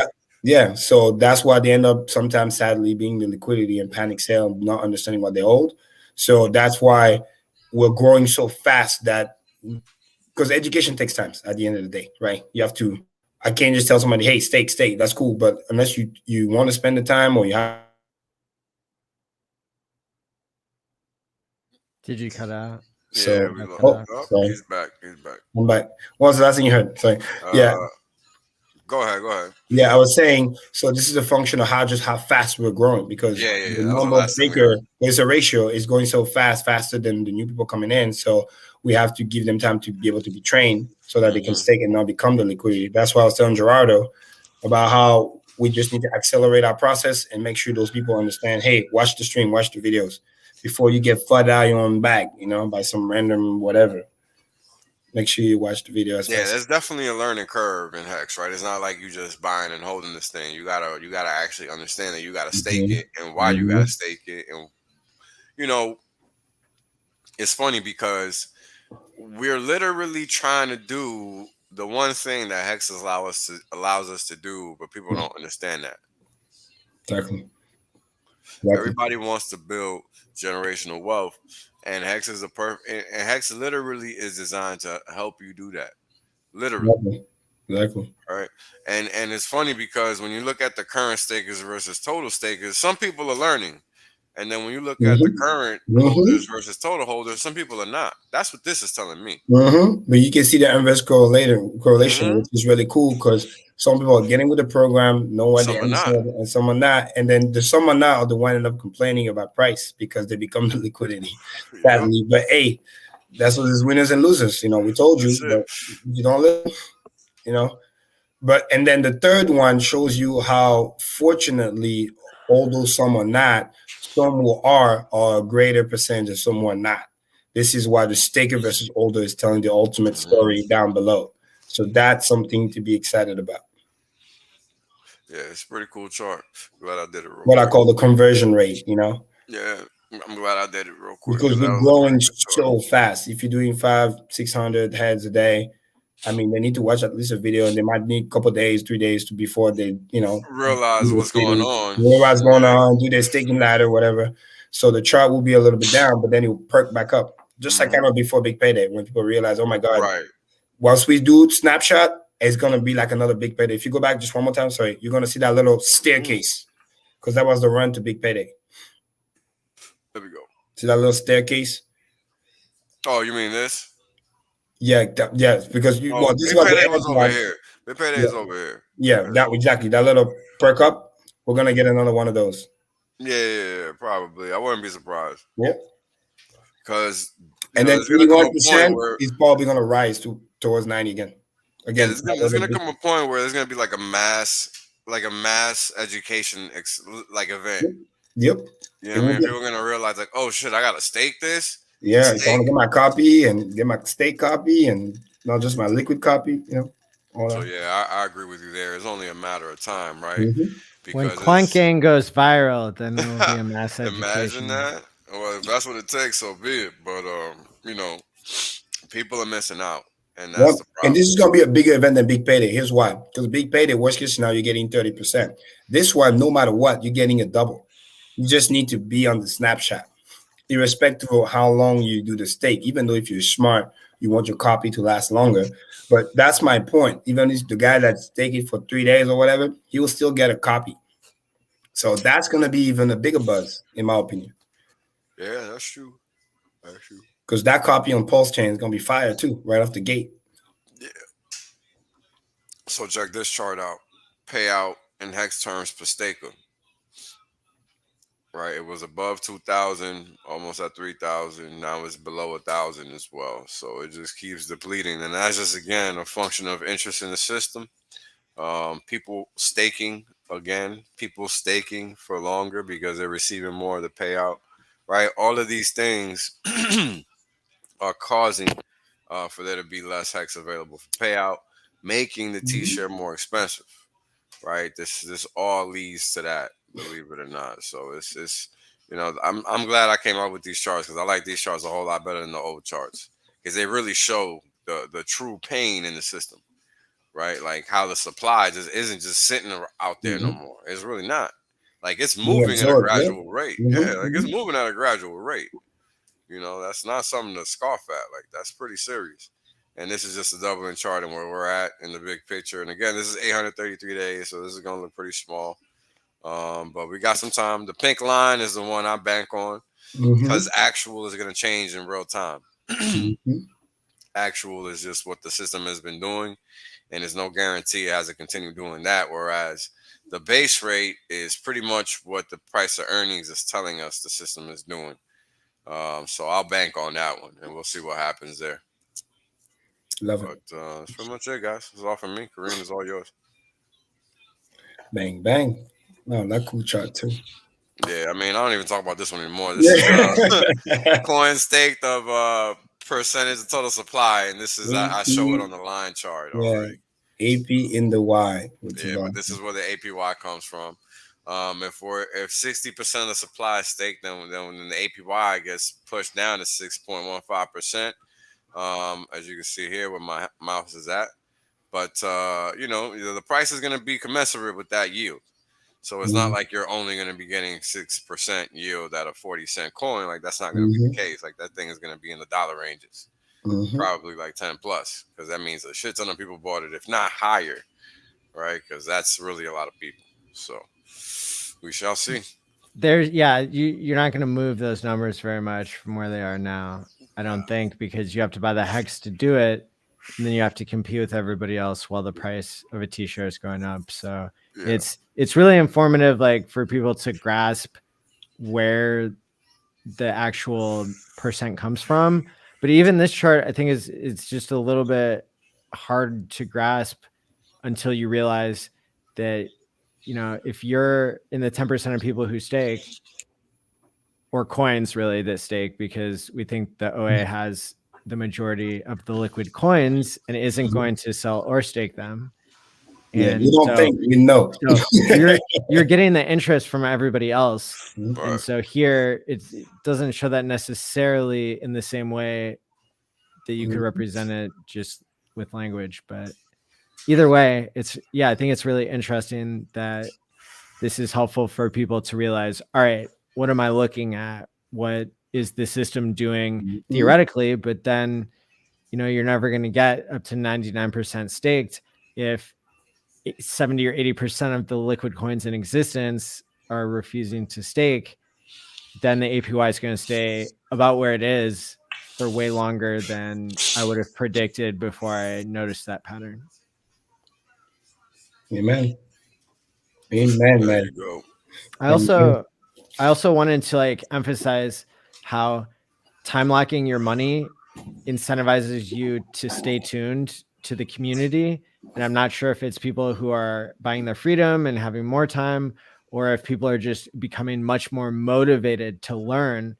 But we don't see Bitcoiners putting in 200 hours to learn something. No, not at all. Educate more. Not at all. So I've got some statistics that should be shocking to you, and, you know, a positive thing. So Quant Gang and this channel, right, which included the activities from the Hex conference. Like, I'm just kind of using, you know, it's the Matty Allen channel is used for many purposes of cross promotion. And I think that's why people subscribe.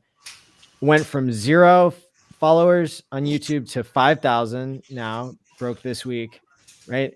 And we get 6,000 views on each of these Quant Gang streams. And so what that means is that 6,000 divided by, you know, 5,000 or 6,000, right, divided by the total number of current stakers, that's about 7%. Now, if we look at how many people own Bitcoin, people think that it might be 46 million adults in the United States, and it might be 100 million globally. So, you know, if Anthony Pompliano or Andreas Antonopoulos or anybody who's the most popular in crypto is getting 100,000 views, that means that only 0.1% of the people who own Bitcoin are tuning in, right? Right. I see what you mean. So, of course, those people, if they're not engaged and they're not long-term thinking, then they're not going to mind dumping the price down so that Bitcoin can never do another 1,000x, let alone anything that's done before this 6 million x move.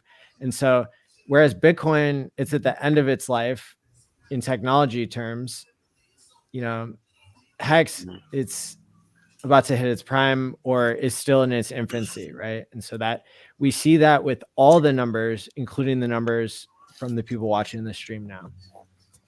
Right. People are more engaged. Yeah, they are. This is one of the most engaging communities I've ever seen on the interweb. So totally, for sure. Well said, Matty. Well said. Bullish everywhere, you know.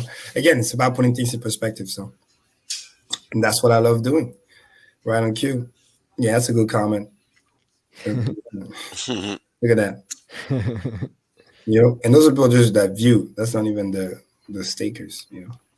Yeah. Cool. Yeah, that's true. So perfect. And so on most YouTube channels, they've usually bought followers, or somebody has bought followers for them, right? And so whether it's they're trying to add credibility, or they're trying to trick the YouTube algorithm into giving them something for nothing, right? To build reputation, it's a shortcut looking at the number of subscribers.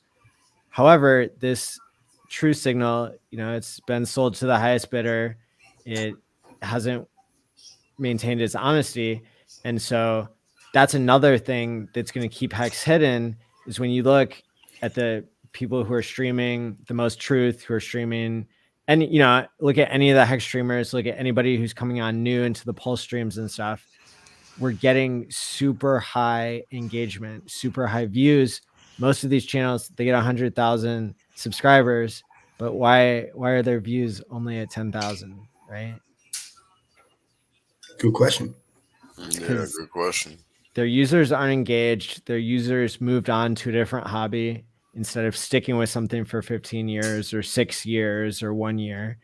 And they were never real people in the first place in some cases. So it tells you a lot just looking even at a signal that's showing some level of lies, right? We can still see the truth shining through with Hex, shining through with this community. So the numbers, they're lining up just right. You don't want to look at what the most people are looking at in crypto. You want to look at the thing they're going to look at next.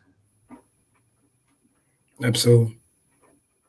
We've got 100 million people who already own Bitcoin, and they're probably going to want to own Hex as well once they actually understand it. So, or even hear about it. Like I said, obscurity is your number one enemy. You'd be surprised. So many more people that haven't heard about it yet, and when they will, boom, floodgate. So that if there's 100 million people in Bitcoin and there's 107 million Hex in the liquidity pool, that's one Hex for each person in Bitcoin that they could buy off the automated market maker at the same time. Not a whole lot. Wow. Yeah, they can take that one. I give them one. That's about it. Everything else, I keep it to myself. Oh man, yeah, that'll be tough to get a T-shirt after that. Correct. Perfect. All right. It'd be impossible. I mean, but of course, the price will adjust to make the system, of course, respond to anything. But Hex is printing digital scarcity, and that does make it a black hole that is going to attract more and more economic mass, and it makes sense. And looking at these numbers, I mean, we're gonna look back on this time in history. We're gonna look back at these streams. Yep. Just like I've been watching old Quant Gang streams from what, 10 months ago now, whatever it is, 9 months ago, 40 weeks ago. You know, we're going to look back now and appreciate how we're just at the cusp of virality. Yeah. And that's the beauty of the balancing system, right? Because not only it's the digital scarcity, and then also as the new people come in, and you know, some of the old people, so to speak, take profit and whatever, they provide the liquidity for the new people too, so they can kind of accumulate without the price going too high too fast, type of thing. So it's a balancing act, so which is why it's amazing. And we just need to keep the people educated. When I say the people, I'm talking about the new people primarily. This is where, again, repetition, and then the old folks spreading the love as well. So when the new people come in, they don't end up being flooded out or whatever it might be. So they understand how to use the system, why is the price going up, and understanding how it works, so they can utilize it to the best of their ability, maximize it, and everybody wins. So I'm excited about that. Wow. Yeah. If you, according to Rango here, the liquidity pool on the automated market maker only contains 1.7 of the lightest sharks you could find. Yeah, it's it's a lot still, but it's about 17,000. It's less than 2 sharks. Yeah. No, that's what I'm saying. I'm saying, like he said he calculated that what's left, even if you were to stake for 15 years, you can only get about 17,197 t-shirts. And that's pretty powerful. That tells you there's a total cap already on a t-shirt coming up. Like, it's and that's before future share rate increase. Yes, more people can release some more coins on circulation, but they will be burning old t-shirts too. So you can see that total cap t-shirt getting lowering, and trending the other way. So it's fascinating to see with the share rate and everything. The point was to make new whales, and if you're a whale in something else, it's getting harder and harder to get in and to take your position, and that's something that they're not used to. So when it takes 10,000 T-shares to be a shark, right, then we know that shark status, it's becoming extinct for people who are not paying more and delaying gratification more. That's a beautiful thing. Yep, absolutely. Let me address this question in the comment. Yes, Crypto King, it is live right now. It's primarily for Android. iOS is a slow release right now. Just want to make sure there's no hiccups or whatever, but it will be right now only about 5% of users are able to see it. But more will be able to see later on. We just want to make sure we test it out good. The same way we tested out with Android, and then we'll do full release. So making onboarding easier and easier. So now you're gonna have two ways. You can do it with crypto, you can do it with credit card. So to activate your smart wallet, easy peasy. Smart. Yeah, it's all about being smart. That's what we do, baby. You know, burning, creating the new like a phoenix, getting stuff done. Oh, sorry about that. Look at this. Brother is calling. I'm gonna have to call him back. Hold on. Bam, bam, bam. It's probably coming for the event. Can I share my screen? Of course. Boom. Get the fun continued. Let's see. Boom, boom, boom. All right, people, pay attention. Let the fun begin. Maddie, let me know when it's shared. Got it. All right. What's going on here with old man Bitcoin? Exactly, right? As we always love to start, right? Crypto Quant, which I love. Checking out that premium. Again, it's like back to school. You wake up, right? Breakfast, you got to check the basics and then move on. So there's a couple of fun things going on. Again, we predicted it, so it's funny. Is they are starting tentatively to close the premium because like we saw last week, it was as low as 18.5, almost 19%. And then it closed a little bit all the way to 11.5, so it's about 7%. But again, funny enough, we're in the same time, this is when Bitcoin dumped about 7%. So in other words, people are still buying, people, big money institutions still buying Bitcoin, the same region we've been talking about for weeks, which is about 52, 53,000, which is, negative 12% of 60K, right? Quick math, you're right around that, $53,000 range-ish. So this is how also with my tweet that I said 2 weeks ago, when they're going to be able to, and when I said they, I'm talking primarily Grayscale, when they get that final approval, the SEC, oh shit, when they can be the main provider for the turning their fund into an ETF, just like the other two that got approved, they're really going to murder that premium back up, which means they're going to murder the price down so that the premium can start to curve back up. It's going to be a mini move of what you're seeing here. Right?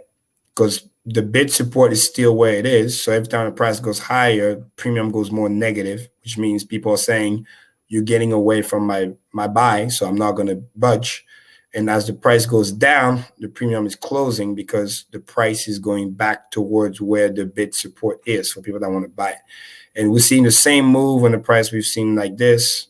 Now we're doing another one of those, like a little arc and then def. But this is a critical point because this is kind of near the double top area as well. But the first thing I want to show everybody is like premium is still negative. People buying Bitcoin at 53K. It started to trend the other way because price is going down. Let's see if it continues. But keep an eye on this because once Grayscale gets approved to convert their fund into an ETF, make no mistake, they're financially incentivized to murder the price down, buy back their own thing. It'll be the easiest arbitrage shit in the world. Because with the ETF, you're allowed to create and redeem shares at all time. So arbitrage is going to be the easiest thing ever. Reason number two, which you've seen also Grayscale doing, not in their trust, but nobody else can move the Bitcoin besides the share, but they can because they own the fucking Bitcoin, which shows you here, well, look at this. It got even worse. The sloping is getting even more steep. So it's the biggest bearish diversion you have ever seen. Like you can see how it's still trending down. This is total number of Bitcoin in Grayscale. Like the slope, as you can see, is trending down. So they're just selling the shit out of this fucking thing. They're averaging about, like I said, it was 647. They're averaging about 1,000 Bitcoin every 2 weeks. They do like a slow sell, you know what I mean? But again, we're not seeing this movement here like we used to see, or even like a static. We're seeing a slow depth. And if you view it from not so zoomed out, you get to see, look, it's on a one-way down. Why is that the fee that they're taking? No, this is the number of Bitcoin. They're selling Bitcoin. Yeah, but they take their fee in Bitcoin. Both. They tell them in Bitcoin, or they basically just sell it for dollars. Because remember, they own the Bitcoin. Well, after they take it as a fee. So like on their books, I remember when I used to buy this. Yes. Yes. They get multiple. It actually says like the value of the the value of the Bitcoin that they're taking as fees, which of course gets them paid more in the end. Yeah. And taking. It's like you can pay both sides. You know what I mean? You're selling something at a discount. So I wonder, I wonder if that's just the roll off of only their fees, and so they're not really selling. They're selling the real Bitcoin because you can see the they're balance. arbitraging. Yeah, that's what they're doing. So the balance is going down. Manipulation that they're making in the market. So because I mean, at the end of the day, as a business, the negative premium doesn't look good. Okay, positive premium, you're a star. Negative premium, that means the demand is not really there. And then there's also competition because there's also other ETFs. People don't understand. The more ETF, the actually less hype it gets, because that means there's just more shop opens to do the same thing. You lose that novelty. You lose that you're the only one in the block doing the shit type of thing. So the fact that it's net negative, and they are by law, they are the only one true holders of the Bitcoins, because everybody else just owns kind of share paper Bitcoin, right? And you see the balance trending down every week. That means that you can easily conclude that they're the one doing the selling, because they're the only one that truly own the Bitcoin. So they're giving people less money to cash out their shares during that time. But cashing out your share is one thing. Selling the Bitcoin is another thing. When you cash out your share, it's still fake Bitcoin, Matty. That's what I'm trying to tell you. This is crypto Quant. This is tracked from the blockchain. The total balance of Bitcoin is going down. They are selling Bitcoin. They are selling fucking Bitcoin. Where do you think they're selling it? They're selling it on the exchange. They're doing it very slow, but they're still doing it. It's about 1,000 Bitcoin every 2 weeks, more or less. That's what the trend line is showing me. As a percentage of their total holding. Yeah, this is the total holding. I think it peaked right around here. 655,000. It's really small on my screen. Yeah, I'm sorry, because it's 500,000, 600,000. 600,000 Bitcoin. This is all in Bitcoins. 655 was the peak. And then since then,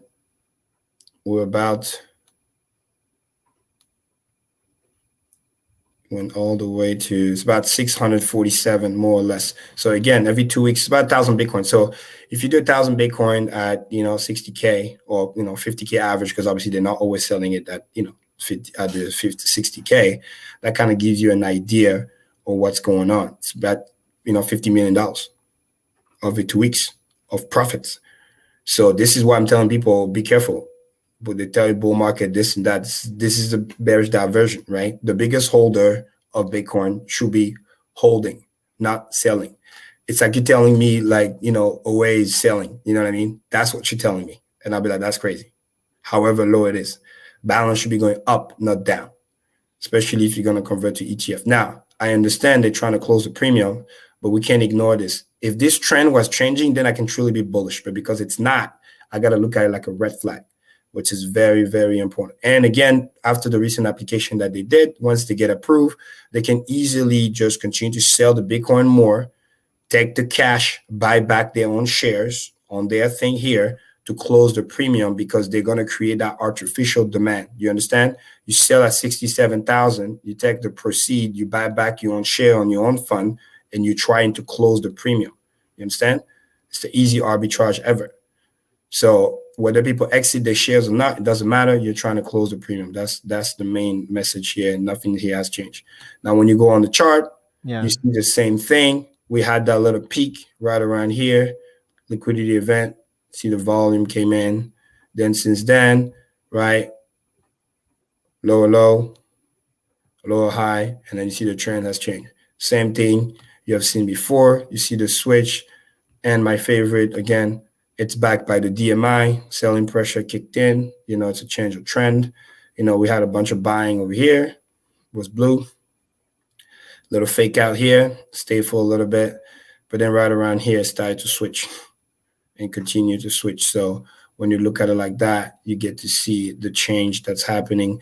And at best, we're seeing the same move that we've seen here, like a little arcing, then die, and then maybe another pump. So first of all, it might just come down to retest right around here. Why? Perfect. This is where the Bitcoin premium is. Like I said, right around 54K, 54, 53. This is where the negative premium is. People want to buy at support. Now, the trend might as well continue, but you can't ignore that the trend changed. And that's important because people were smart. They take profit. They rotate back in. Yesterday, when you see that $1 million buy, chances are guy was able to cash out somewhere around here because this is on the 4-hour chart, right? And then be able to rotate back in before the rollover happens, so to speak. When you look on the daily chart, same thing. You get to see, again, similar move like this. You get another one like this. So it's starting to go this other way. This started to slow down. So just keep an eye on that because next thing you know, it could go further down. So, but I like to see 4 hours for this one because it just kind of lets you know what the trend is doing. So you got that going on. On the other hand, also, you got Ethereum making a push, just like we typically see Bitcoin do this, the double top, new top first. Ethereum technically is trying to do his because remember the previous top was 4,400. We haven't got to that point yet, but it's trying because, again, Bitcoin first, Ethereum second, and then the altcoins, so to speak, right? Where the real mad gain is. So understand that everything's going according to plan. And again, end of the month is coming. We also had a lot of the liquidation because of all the extra leverage that just came out of nowhere. So liquidation bots goes to work, do what it's supposed to do. You got the end of months, you got the CME close, all the thing, just like clockwork, keeps happening. Meanwhile, Ethereum might trying to do a new high, potentially a double top too, but it's a wait and see because, chart looking nice. DMI is saying it's a go. So we don't know what's going to happen here. But if Ethereum wins a lot, Hex wins too. So I'm not worried about that. But you get to see how it's doing this trend, like it's going to try to pop. So we'll have to wait and see. But I see some weakness here. So it might just reverse because if Bitcoin dumps hard, it might just take it with it because that's what happened earlier today when Bitcoin dumped 4 or 5%. Ethereum follows suit after that. So keeping an eye on that is important. But for now, it's doing its thing, which is fine. And another elephant in the room most people forgot, which is still important, is the DXY dollar index is still chilling. It hasn't rolled over bearish. We're still above 93, to 94. So the trend is your friend, so they say. It's doing the same thing. And backed on the fractal, if it continues, see how blue is coming back in as of 2 days ago, because they're trying to do this tempering and raising, all the rates. So this is a bullish chart. And the higher this go, like we talk about the plumbing all the time, it's not good. That means a sell-off is coming anytime soon, but it's unpredictable. You never know when the break is going to come. Everything's curling up. See, this is on daily chart. 50 curling up, 200 curling up. The fractal is playing out. We had the W bottom already happen. It's literally doing the fractal of, 2018. So we're still around those zones and we're still continuing the progress. I would have been more or less concerned if this was rolling over and dying again, kind of like here, but it's clearly not doing that. And it's getting ready to rep again. So you got to keep an eye on that because if this continue to goes, plus the Bitcoin change or whatever, strong dollar, not good for Bitcoin. That's just basic math. We talk about it all the time. So it's just literally doing the cool stuff. See? Higher high, higher low, right? Chilling, doing its thing. So also the supporting evidence for Ethereum, when you can see the rotation, is the fact that when you go to the Ethereum to Bitcoin pair, where is it? Let me see if I find it here. Yep, this one here. This is why Ethereum is pumping. It's actually just Bitcoin money that's being rotating. So it used to kind of dial with the support, then it's pumping right now. So same thing, TMI is backing it up. But when you zoom out, that might be a mega bull flag where Ethereum is really trying to take more market share from Bitcoin. It's wait and see, but this chart is clearly bullish, right? Doing its thing for weeks on end. Bull flag, consolidation, and might be taking off. So Bitcoin might stall, Ethereum might continue to go. But then again, we'll all learn about bonding liquidity. That's assuming Bitcoin can stay stable, 60, 61K. If it starts to roll over and go towards the 54K where the premium is, then Ethereum is going to get spanked. So, but just want to quickly, because this chart has been kind of ignored for a little bit, but you see how like it's doing the bull flag and it might be ready to rep, kind of like, situation that we have had before. So But it's a wait and see. But the chart looks good. So far, so good. But keep an eye on it because it might just, roll over if Bitcoin gets spanked. So, which then brings me to the first hex chart that I want to show people is why I say we're oversold, right? Because hex to ETH, because people are chasing the Ethereum pump right now, but they don't understand that we're oversold in the term where it's like this has been like this for a while, but you can see how the intensity of the selling, it's getting smaller and smaller, right? It peaked and now it's trending down. Again, it goes, look at this. It peaks, it starts to trend down. Then the bulls comes back in and then it's a wrap. We've seen this many, many times. Same thing here. It peaks, rolls over, massive pump. You missed this move, see you later. This is just a couple of days. And then when it goes, it goes. Because if you go back to the chart, and this is just literally hex ETH. It's not even the USD yet. What do we see here? Look at this. It peaked, rolled over slow. The moment it crossed W bottom, we went on a massive run.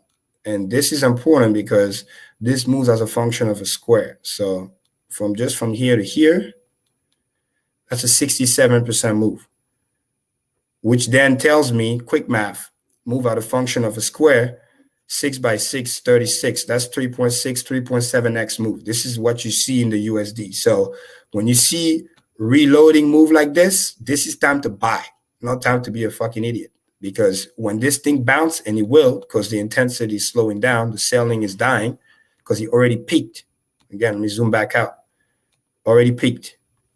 That's why DMI is so good. It shows you MACD, RSI, everything all at once, because orange has peaked. Now it's the leftover people. Once they're done, the volume comes back in. BTC already double top. Money is flowing back in. See you later. So because this is a great zone to buy right now, because you get to see that. And we've seen this fractal play over and over and over again. That's what Marco was talking about. So what we're seeing here is basically where we are here. It's going to finish the W pattern. And once you poke up, it's see you later. We've seen that all the places. And when I go on the hex chart, I see the same thing too. I literally highlighted it. Same thing here. I literally put a trend line. Last time, selling pressure was this high, peaked, massive pump. Peaked around here, massive pump. Same thing on the USD side. It already peaked, now it's just slowing down. Circle this, because what you're seeing here is basically a similar pattern over here. Peaked, and now it's just doing the slow decay. And once it crosses, see you later. Let's go back and look on the chart. When you look on the chart, right around here, same time, this is what Wells was talking about. Cool off period, and then we run. So if I do a major move right around this area, bottom to top, again, 300%.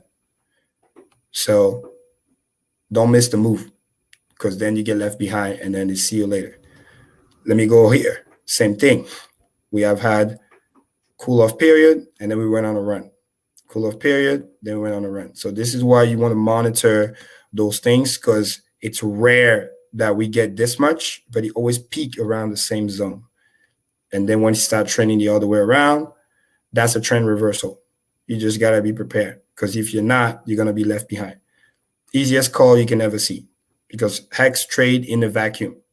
When the people that want to sell run out of things to sell, they just become irrelevant. Then they get left behind, because the new money is going to come in. The smart, wise money is going to come in. The recurring investor, aka all of us, take a class, myself included, right, are buying constantly. Therefore, we're absorbing that selling pressure, and then it just turns into buying pressure. And then next thing you know, there's an explosion there. But we're done reloading. Now it's just a cool off, and then it's about to pop. Even if you were to put on the weekly, just briefly, you see the same thing that I said. We're right around that zone, right around big payday. And you can see the curvature already starting to curve. Blue is buying pressure. So even with the sell, we haven't even crossed, because hex is just up and to the right. No matter what, there's always more buying than selling. But you can see how it topped. It's curving already. This is curving already. This is on the weekly chart. It's curving like this. And you know what comes next. You get free alpha because you're watching Quant Gang. We'll give you the special sauce because it's almost 4 hours in, and those who stay in long enough know what's about to happen. Volume is decreasing. We're about to convert. But make no mistake, this is the legendary move. The last time we reloaded this much was pre-big paid Ethereum. We never been this low in almost over a year. Yeah, almost. Yeah, because this was what? November 30th. So yeah, almost a year. What you're seeing here is what you're seeing here.